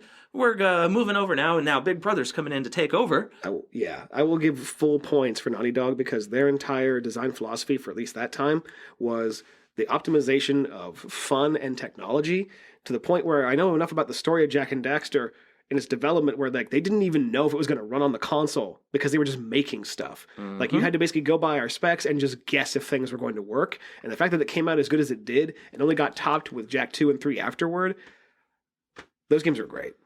So I want a new one. Make a new one. Well, they did. I don't know if we'll get a new one soon. It could be possible because we did get a new Ratchet and Clank with the PS5. So if they're going to continue, if Naughty Dog wants to make fun games again, and it's not as incendiary as I'm making it sound, I want another Jack game that's just focused on cool visuals and fun and jokes and bring back the funny. I want the funny back, Naughty Dog. Give it back to me. Comedy has kind of left for the most part video games. Like you get some humor in JRPGs because they kind of try it in. But of course, the only RPGs can have comedy. Well, so I use that because I'm referencing back to my JRPGs, but comedy is like a topic that is kind of taken a back seat in video games when it used to be something that you could just synonymously put, like OG Ratchet and Clank. Him and Clank just going back and forth at each other. That was funny dialogue. Quark, funny dialogue. Jack and Daxter going back and forth. Slapstick comedy. Yeah. Exactly. Like funny animal. Bring it back. Like I want funny animal games again. I want that. Bubsy PS5. Hell yeah, sign me up. If you make it fun, I'll play it. It's just you bouncing on one platform Give him for the freaking 8 hours. Deacon motorcycle and just have him say, like, I don't know, slip of the tongue, baby. Yeah, baby. That's Gex. Make a new Gex game while we're at it. Oh, man. So Jack and Daxter. It's there for a reason. Kick-ass game. Play it. Like, if you get the opportunity to. Play it. So they, you can play it on the PS5 even. You can buy it. They actually did they did the whole collector's edition of all Jack and Daxter to present. They released that as a collection for the PS4. They did it on the PS3 as a disc thing, and you can still play it on the digital marketplace as on PS4, and now you can even play it on PS5. Y'all have no excuse. Play those games. Limited Run released it for PS4. Oh. You didn't know that, did you? Well, now I gotta go to eBay after this. RIP your wallet. Probably. Nah, you can't rip your wallet if you don't have any money anyway. So, you've been with us for a while. As you know, these top lists run long, but it's because we're passionate about this. So we're actually moving into the final third of our list. Yeah, stick with us, folks. We'll probably do these rapid fire if we can, but like, ooh, buddy, it's going in one portal and coming out the other. The next game is Portal, y'all. Dun, dun, dun. A slice of cake perfection.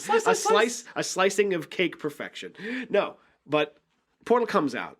It was done as a stocking stuffer for the orange box, and they made it work. They made it so appealing and so charming, and the world building so on point, and the payoff and the final boss fight so perfect that like it was this little, like a slice of cake, like a slice of your favorite cake. A bit of gaming perfection in a bite-sized package. It was a game. When it released, everybody had basically zero expectations for this. It's like, oh, cool, a puzzle game. That from Valve. Oh, okay. What are you going to announce now, Valve? And then they gave us one of the best games of like 2008. When you played it, even if you weren't a fan of that, because it's a puzzle game at its core. Yeah.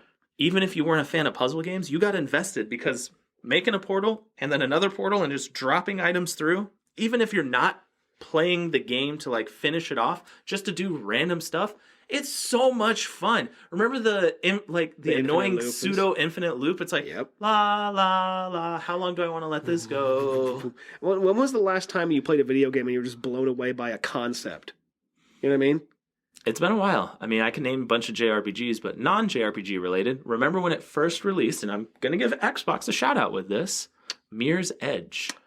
Like first-person parkour traversal? Mm-hmm. Like what they did. That was the last time, just to qualify that statement, that was the last time you were blown away by the concept, right? Non-JRPG related, yes. Okay. Because for me, Portal was like that, where it's like, this piece of technology is making something happen in gaming that I've never seen before, and I love it. It was the same thing when Half-Life 2 came out and Havoc was a thing. Valve made the physics engine that the entire gaming industry runs on now. The fact that they gave games physics, like a cornerstone of like everything that an engine needs to run, blows my mind. But Portal was the last time. And now, my gaming children, I bless you with physics. Go forth and conquer. Daddy Valve out. Hail Lord Gaben. Anyway, but so, yeah, Portal was just a slice of gaming perfection. I can't describe it any better. I really can't. We might have to eventually do another perfect video game episode because we've mentioned quite a bit of them. I know it's just going to be a repeat of this episode. And you're going to listen to it anyway because we said so. So our next game, I personally don't have a lot of leapfrogging here. Well, I mean, we are. We have to. We got to keep this going. I have to keep you on track. I'm leapfrogging in terms of like generations and genres and stuff. Usually segues. This is just back and forth. We're literally back in time. This is the low country boy. This is the gumbo. This is the gaming gumbo right now. Just throw some stuff in, and that's why it tastes good. So I don't have experience with this, so I'm going to let John take the lead on here. But I have read about it. I have seen people enjoy it. I have seen friends enjoy it who have talked about it, especially John. Mm-hmm. What are we talking about, John, for our next entry on the list? So we did have some points of contention in terms of what we should put on this list and why. Mm-hmm. Me, I play a lot of shooting games, not just first-person shooters. You don't say! Well, little Jimmy, sit on my lap and I'll tell you a story. Now, Well, that's a segue right there. Let me tell you a story about Metal Slug X. Now, I said we had points of contention here, so I had things like Contra. I had things like Galaga, arcade hits, and the stuff that was on my personal list that things, because I was throwing things at the wall and saying, okay, when push comes to shove, does this belong here? And yes, if we were doing a list of as many as we wanted, it would be on there. John and James, Top 1000, your first ever 9-hour podcast experience. A 30-hour audiobook where two white dudes in their 30s talk about the toys they played as children. Oh, wait, that's Ready Player One. Anyway, no. But Metal Slug X. Because I remember playing Metal Slug 2 and Metal Slug before that. Metal Slug X is a refinement of Metal Slug 2. Basically as an apology for sorry for the slowdown and here's some cool new stuff, let's play this. When you think about, and even again, I'm going to say this word again, perfect video games. A perfect side-scrolling shooter delivers on everything. Artistry, game mechanics, fun factor, replay value, everything. Metal Slug X delivers on that in spades. It is so fun to play, even today. It still holds up, and I still can't wait to find a cabinet just to play it all over again. Because people will say, oh, future renditions added the ostrich tank. Who cares? They added this thing. Or Contra Shattered Soldier was brutally difficult. Who cares? Metal Slug X is just pure, unfiltered 2D side-scrolling shooter fun. And I will never apologize for it. It's so good. You can get the Anthology Collection on the PlayStation 5 today and play all of them. And you will love X the most. I swear. So I'm going to keep us rolling on our perfect video game high because our next entry is the pinnacle of what you can play in its franchise and is arguably a perfect video game because if you remember what we said, you can't really take anything away from it. Or anything to it. It's Pac-Man Championship Edition. Oh, boy! I'm sorry. He's been waiting to include that this entire episode. Pac-Man is one of my favorite franchises of all time. It just is. And the only way you make it better is by making Pac-Man Championship Edition. Toru Iwatani himself came back to develop it. You know what I mean? You had this perfect video game that appealed to everybody back in the day. Men, women, children, old people, people who don't play video games, people who just figured out what video games are, diehards, casuals, the whole thing. The arcades were the level playing field when it came to video games and how they appealed to people. And Pac-Man was the star. That's just how it is. How do you make it better? Add frickin' trippy lasers and techno music and you got Championship Edition. You get crazy new maps. You get DLC maps. You get skins that make it look like Rally X. You get the whole shebang-a-bang. It's like a little frickin' Namco museum in a frickin' trippy laser arcade maze where you eat pellets and ghosts. I love that game. It is arguably the best way that you can enjoy Pac-Man, other than if you're out at like a Dave and Buster's or Other than putting on a yellow suit and chasing your friends wearing bed sheets. waka waka waka waka waka. Oh my God, Dad, no! Throwing power pellets at your friends like, hey, take it. But if you throw the power pellet, you have to do the smash move where it's like power pellet, woo, and you got to do like a giant uppercut. Nice. The pack-a-cut. The show Pac Ken. So it is arguably the most fun you can have from a game whose legacy spawned in the 70s, if I'm not mistaken. It was 78. It was like the early 80s. So, okay. You know what? Actually, I want to find that out. When did Pac-Man come out? We are going to do a little bit of gaming history here for you folks. Pac-Man came out The 30th anniversary was in 2010. So 1980. Yep. So not 78, 1980. So we're talking 42 years of history. And in that 42 years of history, the perfect version, Championship Edition. Enough said. If you haven't played it, give that one a shot. It's fun for the whole family. It's fun for you by yourself. It's fun to challenge your friends.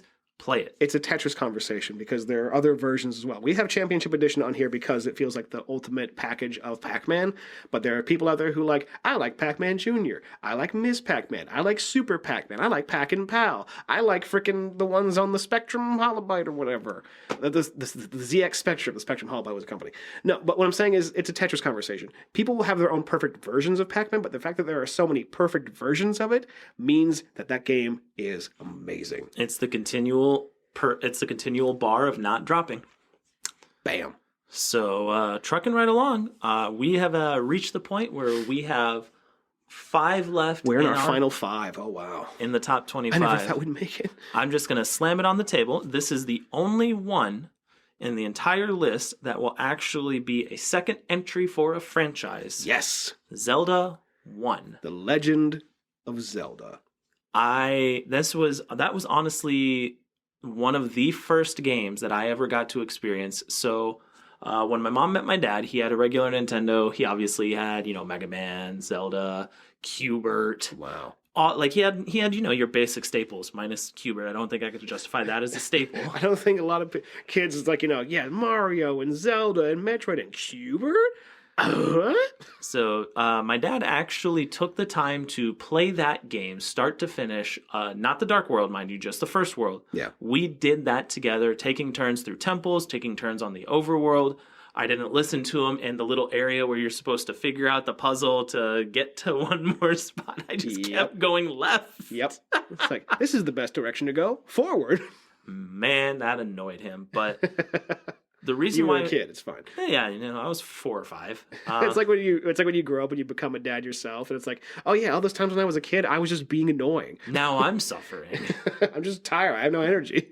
So the reason why we included this on here is this is one of those games for legacy and playability because Zelda, as a whole, as a franchise, has had a very storied history. But The Legend of Zelda 1 paved the way for action adventure in any type of facet because RPGs, JRPGs, they draw a lot from Zelda. They obviously drew a lot from the computer games beforehand, your Dragon Quest, and then Final Fantasy initially on the NES. Mm-hmm. But so much of those mechanics, you can level up your hearts.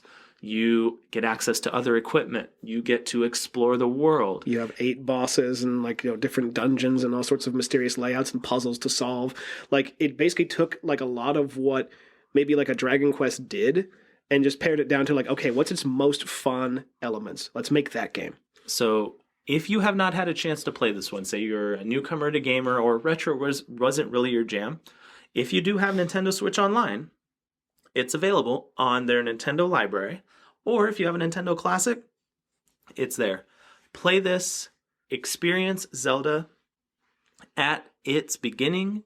You will enjoy it. Yes, you will. And that overworld music will never get old. It just won't. It hasn't even to this day.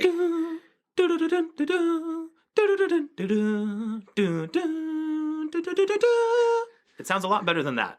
I was going to say, for some reason, I thought you were going to go into Contra. It's like, what? That's a cool mashup. Oh, so we're actually going to rein it back a little with our next entry because John and I both agree our next entry It's a perfect video game. We've said this so many times. Oh, It took we do need to make upon. another list. We do. I know. So this game took the history of what its predecessor did on the regular Nintendo, took all of the pros, zero of the cons, and then enhanced those pros with new features 16-bit graphics. and delivered Mega Man. X. X. X gonna give it to you perfectly. Could we make a ROM hack of Mega Man X where he gets the Hadouken? So he just goes, when he throws the Hadouken. Oh, instead of the Rough Riders anthem, it's the Mega Man anthem. Oh no! Could you just replace like a 16-bit version of the Rough Riders anthem in like Armored Armadillo stage? That would be dope. But Stop, drop, roll around, rockin' out, shop. oh no! Let the rough robots roll. We are definitely never going to be musicians, folks. And we are not going to get sponsored by like any rappers now. But Mega Man X, so the Mega Man series 1 through 7, it had its ups and downs. Mega Man 3, Mega Man 5, and Mega Man 6, and even Mega Man 7 on the Super Nintendo. Poor 4. 4 introduced the Mega Buster. It did, but it felt like they put all their energy into that, comparatively speaking to like 6. Sure. You So could wear your dog as a suit of armor in that one. they gave you story, they gave you history, because Mega Man X was developed by Dr. Light. Dr. Light couldn't finish him in his time, so seal him away. Hyperbolic time chamber. Hey-o. Train him to get strong. Goku! Vegeta! You know, that's one we never mentioned. Budokai Tenkaichi 3. Why? I don't know. I just like Dragon Ball fighting games. They're fun. I liked Budokai 3 a lot. I played that game a lot. So, but I'm going to reel myself back in or I'll really tangent hard. But Mega Man X, every single boss was sublime. The level design was perfect. The secrets around the level for increase of life, increase all the sub-tanks, the armor. The energy tanks, the armor parts, the everything. The Hadouken, for God's sake. The Super Buster, remember that? Yep. I can only go blue. Wait, I'm going pinkish purple? Yeah! And the fact that depending on what bosses you killed would affect the level layouts. So, like, you mentioned those exploring and finding those items. There was something you could only find, like, in Flame Mammoth stage. It was lava, but if you beat Chill Penguin, it freezes his level. Mm-hmm. It's like, whoa, what? It revolutionized what the Mega Man franchise was going to be and set it up for success. Because after Mega Man X, we got Mega Man Legends, continuation of X. We got Mega Man Zero, Mega Man ZX, Mega Man Star Force, Mega Man Battle Network. Mega Man X is the pinnacle of the entire franchise, and in my opinion, is the best game across all Mega Man platforms, bar none. Even for me, with Legends and Legends 2, Mega Man X still wins. If you have not experienced that game, play it. It's on the Nintendo Switch Online. Yep. It's on the Super Nintendo Classic. Like, I will keep saying that for both of those systems. This is one game. You can literally, if you are good at these type of games, you can beat it in 2 hours or less. Yep. Play it. It is not a waste of time. It is a glorious, fun-filled, wonderful experience. And I know I have dominated this entry because I am so passionate about it. Play this game. And if you want the same thing with amazing voice acting and cool cutscenes, Mega Man X7. Fair.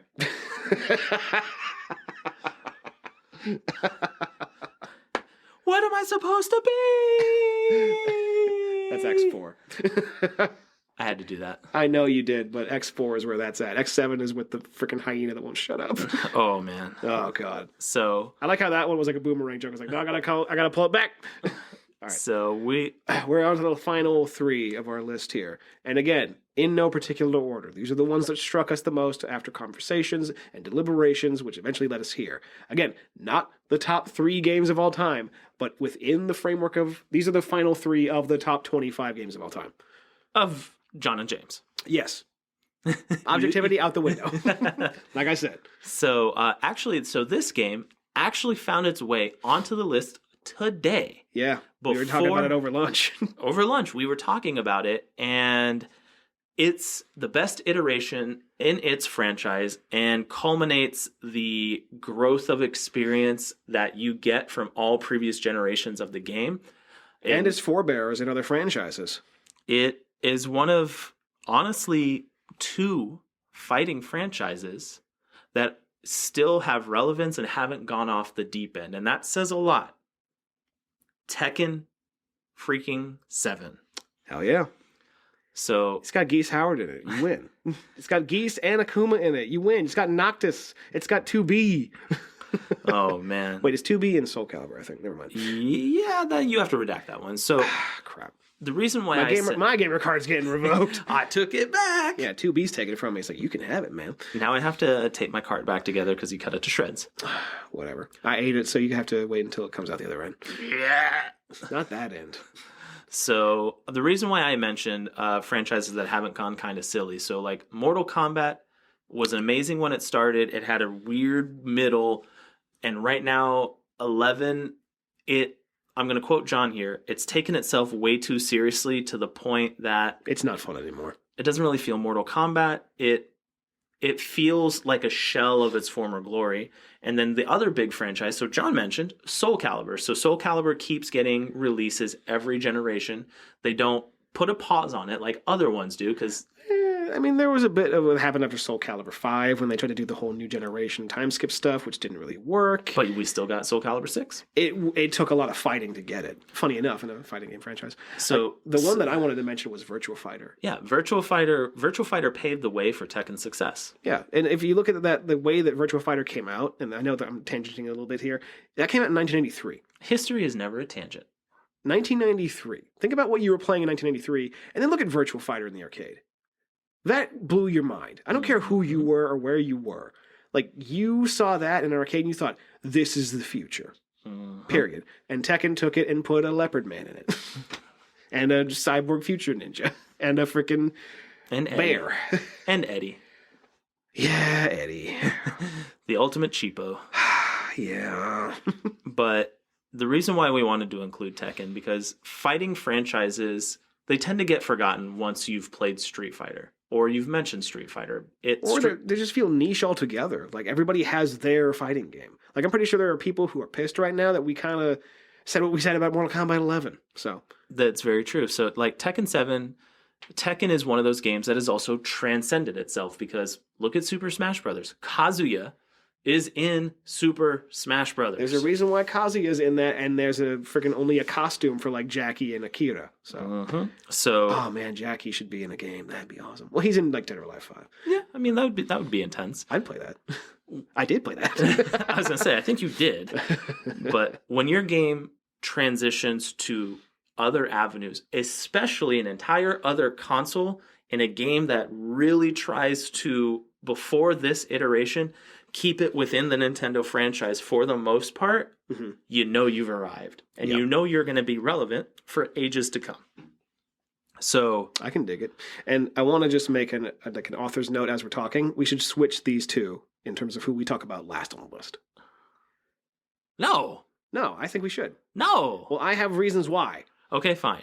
So you want to talk about the game next? So we've talked about a lot of things here. We talked about legacy. We talked about iteration and delivering on things, whether it's technology, whether it's game mechanics, or just even a way for people to experience a franchise, or even just a game or its world, and all of that collective legacy in one perfect package.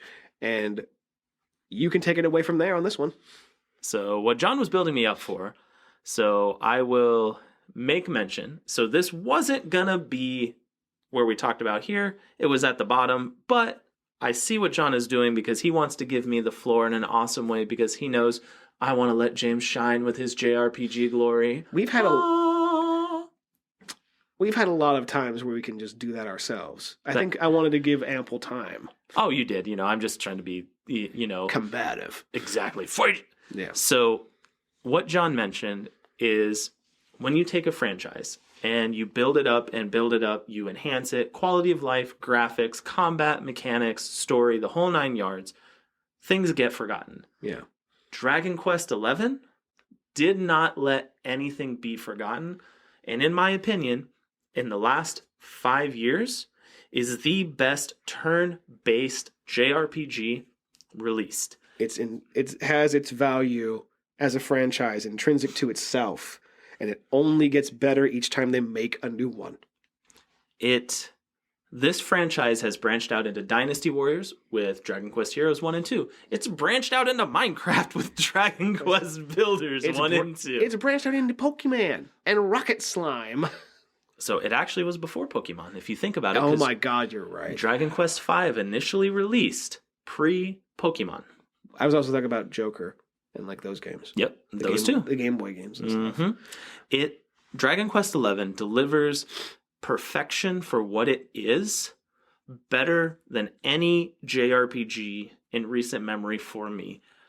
Yes, it's turn-based. They address, I don't like traveling on the overworld. You get a horse right away. I don't like that. Like traveling on the overworld, go faster. Exactly. Like, here you go, have a horse. Like, versus walking between places. Because in modern games, if you have to walk between town A to town B with how much everything they have in between, that's a slog. If it's fun to play, it won't be. If it's fun to play, it won't be. But if you look at it objectively, yeah. Eh. If you think about like Red Dead Redemption 2 style, it's like, is riding the horse really the most fun part of our game? Shots fired. The gameplay was amazing. The story was amazing. Even in the turn-based combat, you could literally move around a little bit to have a little more agency with what you were doing. Yeah. Did it truly affect the combat much? Not really. No, not really. It was a placebo effect. But it was nice to do. It was nice for them to throw us some breadcrumbs. And honestly, it set us up for Dragon Quest XII when we see... Because that's supposed to be... What the hell is that going to be? I don't know. Right now, we just have logo, Burning of 12. And it looks evil. So they said it's going to be a complete deviation on the franchise. We're going to take a turn. So I don't know what that means. It could be an action RPG. This is going to lead to conversations where Dragon Quest XI was the Final Fantasy IX of the Dragon Quest franchise. Yep. Oh my god. I am not looking forward to hearing those conversations. We'll talk about it on our podcast. When that game comes out in like 10 years. You hush. But so after everything has been said and done, I wanted to actually have this one at the bottom of the list. Not the bottom of the list. Let me rephrase that. He wanted this one to be mentioned. The end cap. At the very end, because you never really think of it when it comes to lists like this. We all appreciate it. You've actually heard music from it if you listen to our first couple episodes. But more often than not, it's kind of just like a passing, oh, that was a game. Yeah.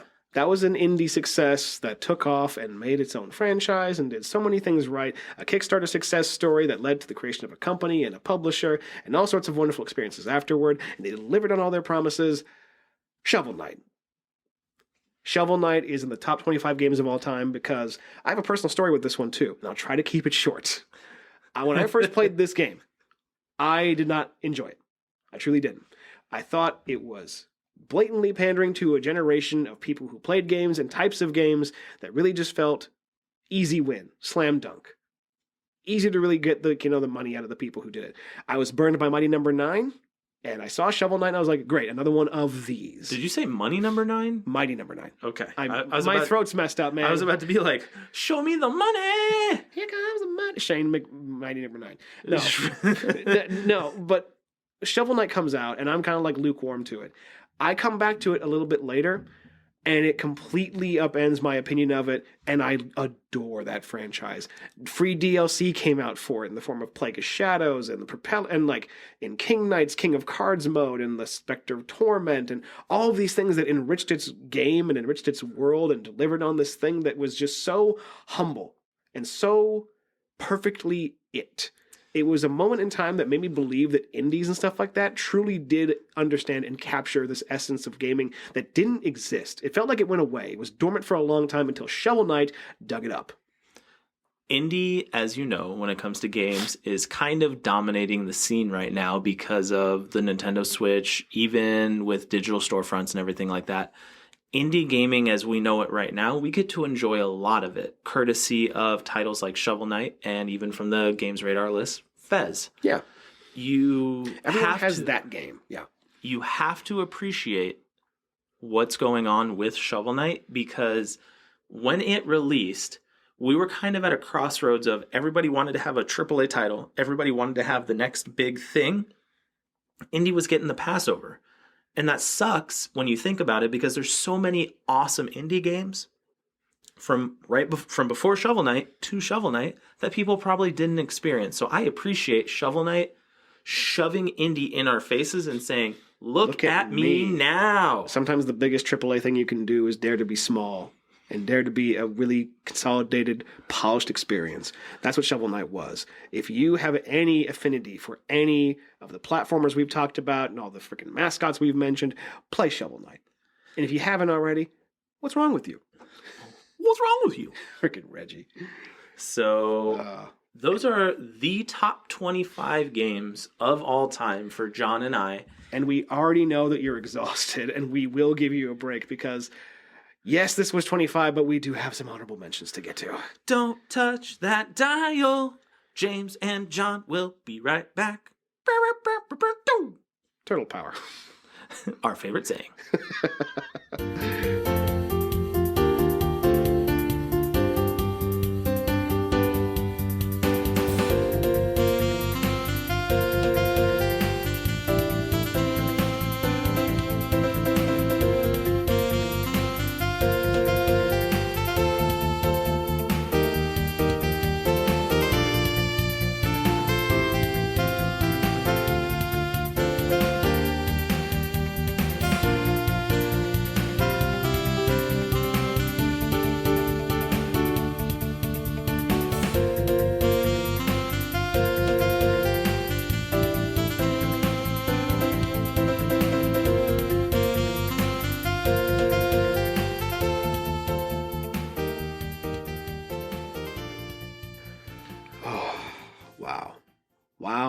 Wow. Also, I'm not to get to author's note again, but like you're going to be editing this episode too, and that's like almost 2 hours.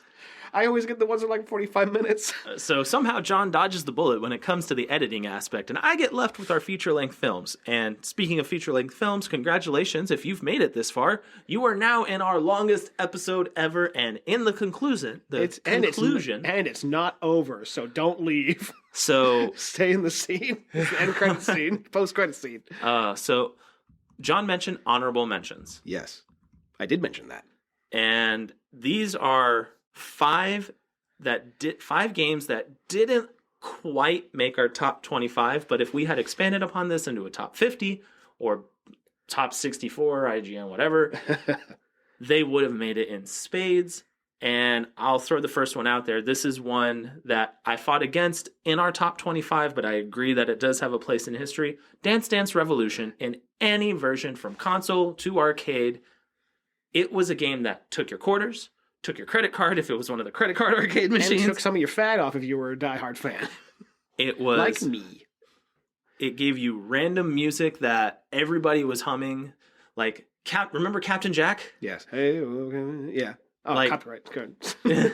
Like, when that came out, I remember people just listening to it in the hallways. I remember people just randomly jamming out to it. It's like, I'm going to listen to regular music and Captain Jack and the DDR soundtrack. DDR was like a moment in time that was something so specific to like me and I'm sure a lot of other people because it was part of a culture. It's culture of gaming and anime nerds and manga and cartoons and like everything. Everything hit perfectly and blended to DDR. Yeah, I'm pretty sure there were a lot of people out there. I mentioned in passing, like, weight loss through DDR. I DDR'd a lot as a kid. Didn't help me much because I just kept eating more. But, but I just remember it's here because it's part of a specific moment in time in a culture. And I think a lot of people have really fond memories of going to the arcade or going to the convention. Or hell, even having the pad attachment for your PS2, remember? Yeah. Or going to like Fry's and they actually would make like arcade grade dance pads you could buy. It's like, dang, man. It was just like, if you had one of those, like you were the man. It was a glorious time. So I'm going to chug us right along. It didn't quite make the top 25, but it does not take away from the impact and significance of this title. If I can take this. I'm going to pass it over to John because we are both in agreement that this is a very close make it onto our top 25. John, and tell the masses, what am I talking about here? Metal Gear Solid. Metal Gear Solid. The first game that I can recall in my history of playing games where the mature rating didn't just mean mature for the blood and the swearing. John, we need your help. Who? Who is this? No, but I mean, you think about the nature of video games that came out and even where they came from, and they saw the evolution of the medium and a lot of people wanting to push big graphics, cutscenes, spectacle. We just had Final Fantasy VII before this, and that kind of set the stage for a game like this to come out, where the core engagement was hiding and sneaking and unraveling an insane story written by someone who loves movies dearly but also knows game mechanics so well that they blended into a perfect recipe that can only be a Kojima recipe. It's something so of its time, yet so timeless, and I still look back on all of the moments I had and the revelations I had when I played that game, that it basically shaped me personally for like the course of my life.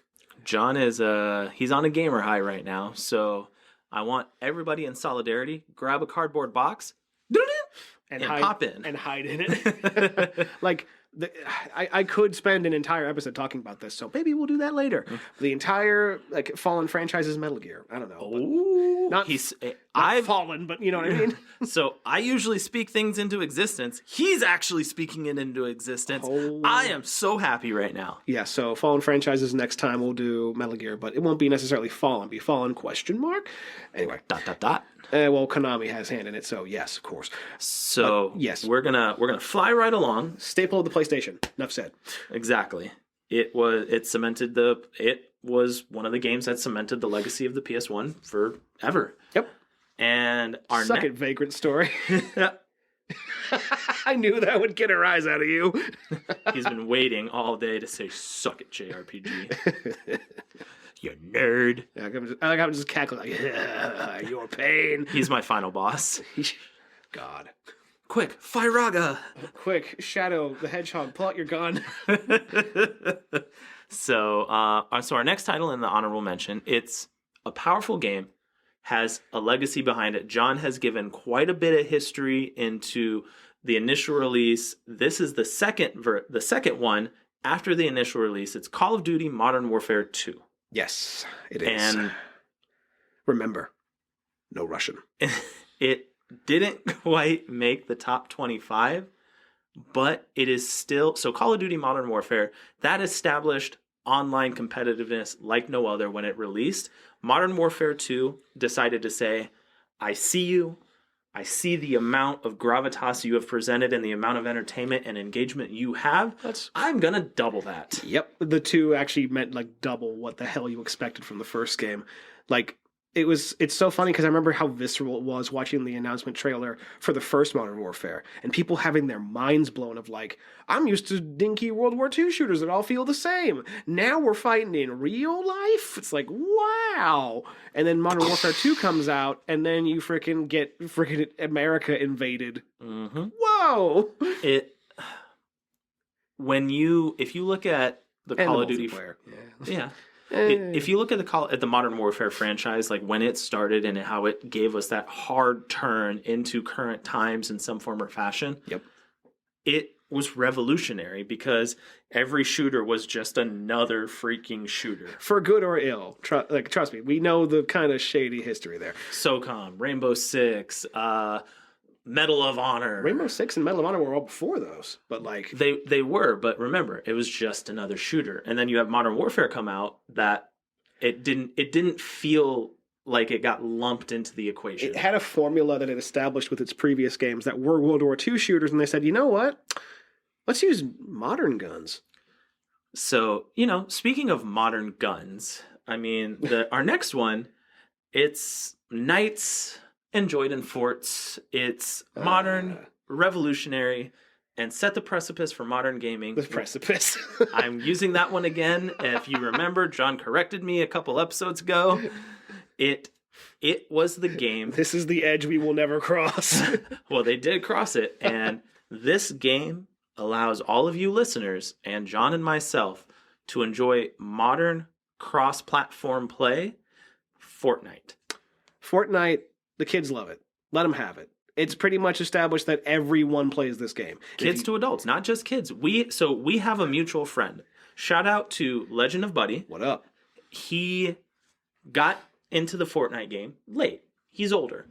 And we've seen him play. And as we've mentioned previously before, in one of his highlight reels, he's literally no-scoping with a machine gun, no mods, no anything, and just shooting people down as they're falling. Yeah, it's What? It's a tried and true gameplay loop they just keep iterating and adding new things to, and now it's like a pop culture gumbo of literally everything where you can have Naruto and Rick from Rick and Morty pick up Thanos and go twerk on a freaking mountain. Like there's just something so zany and over the top that it's enchanting, and it has enchanted the world, and that's why it's the biggest game of all time at this point. It's a game that doesn't take itself seriously and takes itself seriously to a degree. Because that's why Marshmallow and Logic freaking go to tournaments. And one of the crazy things, if you look at the servers behind it, developers behind it, all the engineers that are maintaining everything behind it, I can't think of anything else other than, in my opinion, World of Warcraft that has had such a dedicated team to never let you down or make you feel like, well, I have to wait because of issues. They do such a good job. And I will know that that's built on the backs of possible crunch time and definitely proved crunch time and stuff. Not to rain on the parade at all, but like, we know that these games are made by people, and turning out stuff like that is work. But the dedication to it and the fact that you are the biggest entertainment franchise pretty much in the world next to, Pokemon or anything else, the fact that you're that big and as big as you are is a testament to something. Fortnite Pokemon release, fight as Pikachu. Oh, Machamp with 4 guns. Oh, that would be awesome. One last thing I'll touch on in regards to Epic and Fortnite. I don't know if I mentioned this on the podcast or not, so you can stop me if I have. But Cliff Bleszinski, right? He's a game developer. You have mentioned this. Okay. So how do you think he feels knowing that he has pretty much established like what gaming is to a lot of people over the course of so many generations? Honestly, you got to feel good about yourself. Like I hope he does. I hope he hears this. Cliffy, you the man, all right? When you have such an impact, when you have such a cultural impact, because when you and I were growing up, video games weren't a norm. It was still kind of a niche commodity. Nerd hobby. We were looked down upon by quite a few people in some form or fashion, from family members to friends and peers, teachers. And now we have the metaverse. So what now, Grandpa? I know, it's evolved. And if you look at it now, gaming goes synonymous with childhood. Gaming goes synonymous with adulthood. Teenage years. Gaming is here to stay, and it has grown to such an epic proportion that if I were Cliff, see what I did there? If I were Cliff, I would be truly humbled and honored for the fact that I helped do this. So, games are built with Unreal technology, man. I'm going to ride this high because John has got to ride the high for quite a few of these. Don't bring me down, man. The last game of our honorable mentions that didn't quite make the top 25 needs no fanfare, no introduction. It was, for all intents and purposes, a perfect marriage between Nintendo and Square with Sony. Mischief makers. You're fired. Super Mario RPG. That game, they have tried to replicate it with Paper Mario. They tried to replicate it with Mario and Luigi. Bowser's Inside Story. Like, they tried to replicate it with multiple franchises. Nothing has felt the same. John mentioned engagement with turn-based combat. You as a player could directly affect the combat by pressing the A button at the specific time. So you're engaged, and everything you do, you're focused. New characters. Nintendo doesn't exactly do a good job of giving new characters for RPGs. We got Mallow. We got Geno. You actually had emotion with Bowser. You got Princess Toadstool. You got the Axum Rangers. Like, seeing Bowser crying, and Mario comes out there to kind of comfort him and say, hey, like, basically it's a hey. Put on this crown and become Bowsette. The game was so amazing. It didn't take itself fully seriously because you had humorous moments of, I get the superstar. I can just run into enemies that are on the overworld. Level up. You had the Link reference, the Samus reference. Like, Link is literally sleeping in a bed. Reference, exactly. Like, Link is sleeping in a bed, and you can interact with him. Hey, wake up. It gave you what you want from a game that is in the vein of a Final Fantasy with a super boss and Kulex. It gave you humor with the Axum Rangers. It gave you humor with the fact that it's like, how do you know you're Mario? And he just jumps. it will not. It's kind of like Chrono Trigger for me. Super Mario RPG. They have attempted to replicate it. Like Nintendo has attempted to capitalize on that lightning in a bottle, and they haven't. Often imitated, never duplicated. Super Mario RPG. And with that, because I can't think of a better comment, we have arrived. So thank you for our 2-hour feature film. And it keeps going because we keep talking. So, as we mentioned, this is the finale of season 1. We didn't want to leave you with kind of a shorter formed episode. We really wanted to deliver on something big for y'all to enjoy as we go on to a little bit of a break as we establish some other stuff we've been promising to make. So thank you so much for being around for the past 15 episodes. I've had a blast. I know John has somewhat had a blast with my ridiculousness at JRPGs. I'm slowly converting him. You're going to have... This is hard fought. I'm going to die on this land. He might have finished Lost Sphere when we come back. Oh, God. Keyword, might. I mean, I beat that giant robot he had to fight 3 times for no reason. So, that was fun. So, as always, you can find us on Facebook and Instagram at Games with John and James.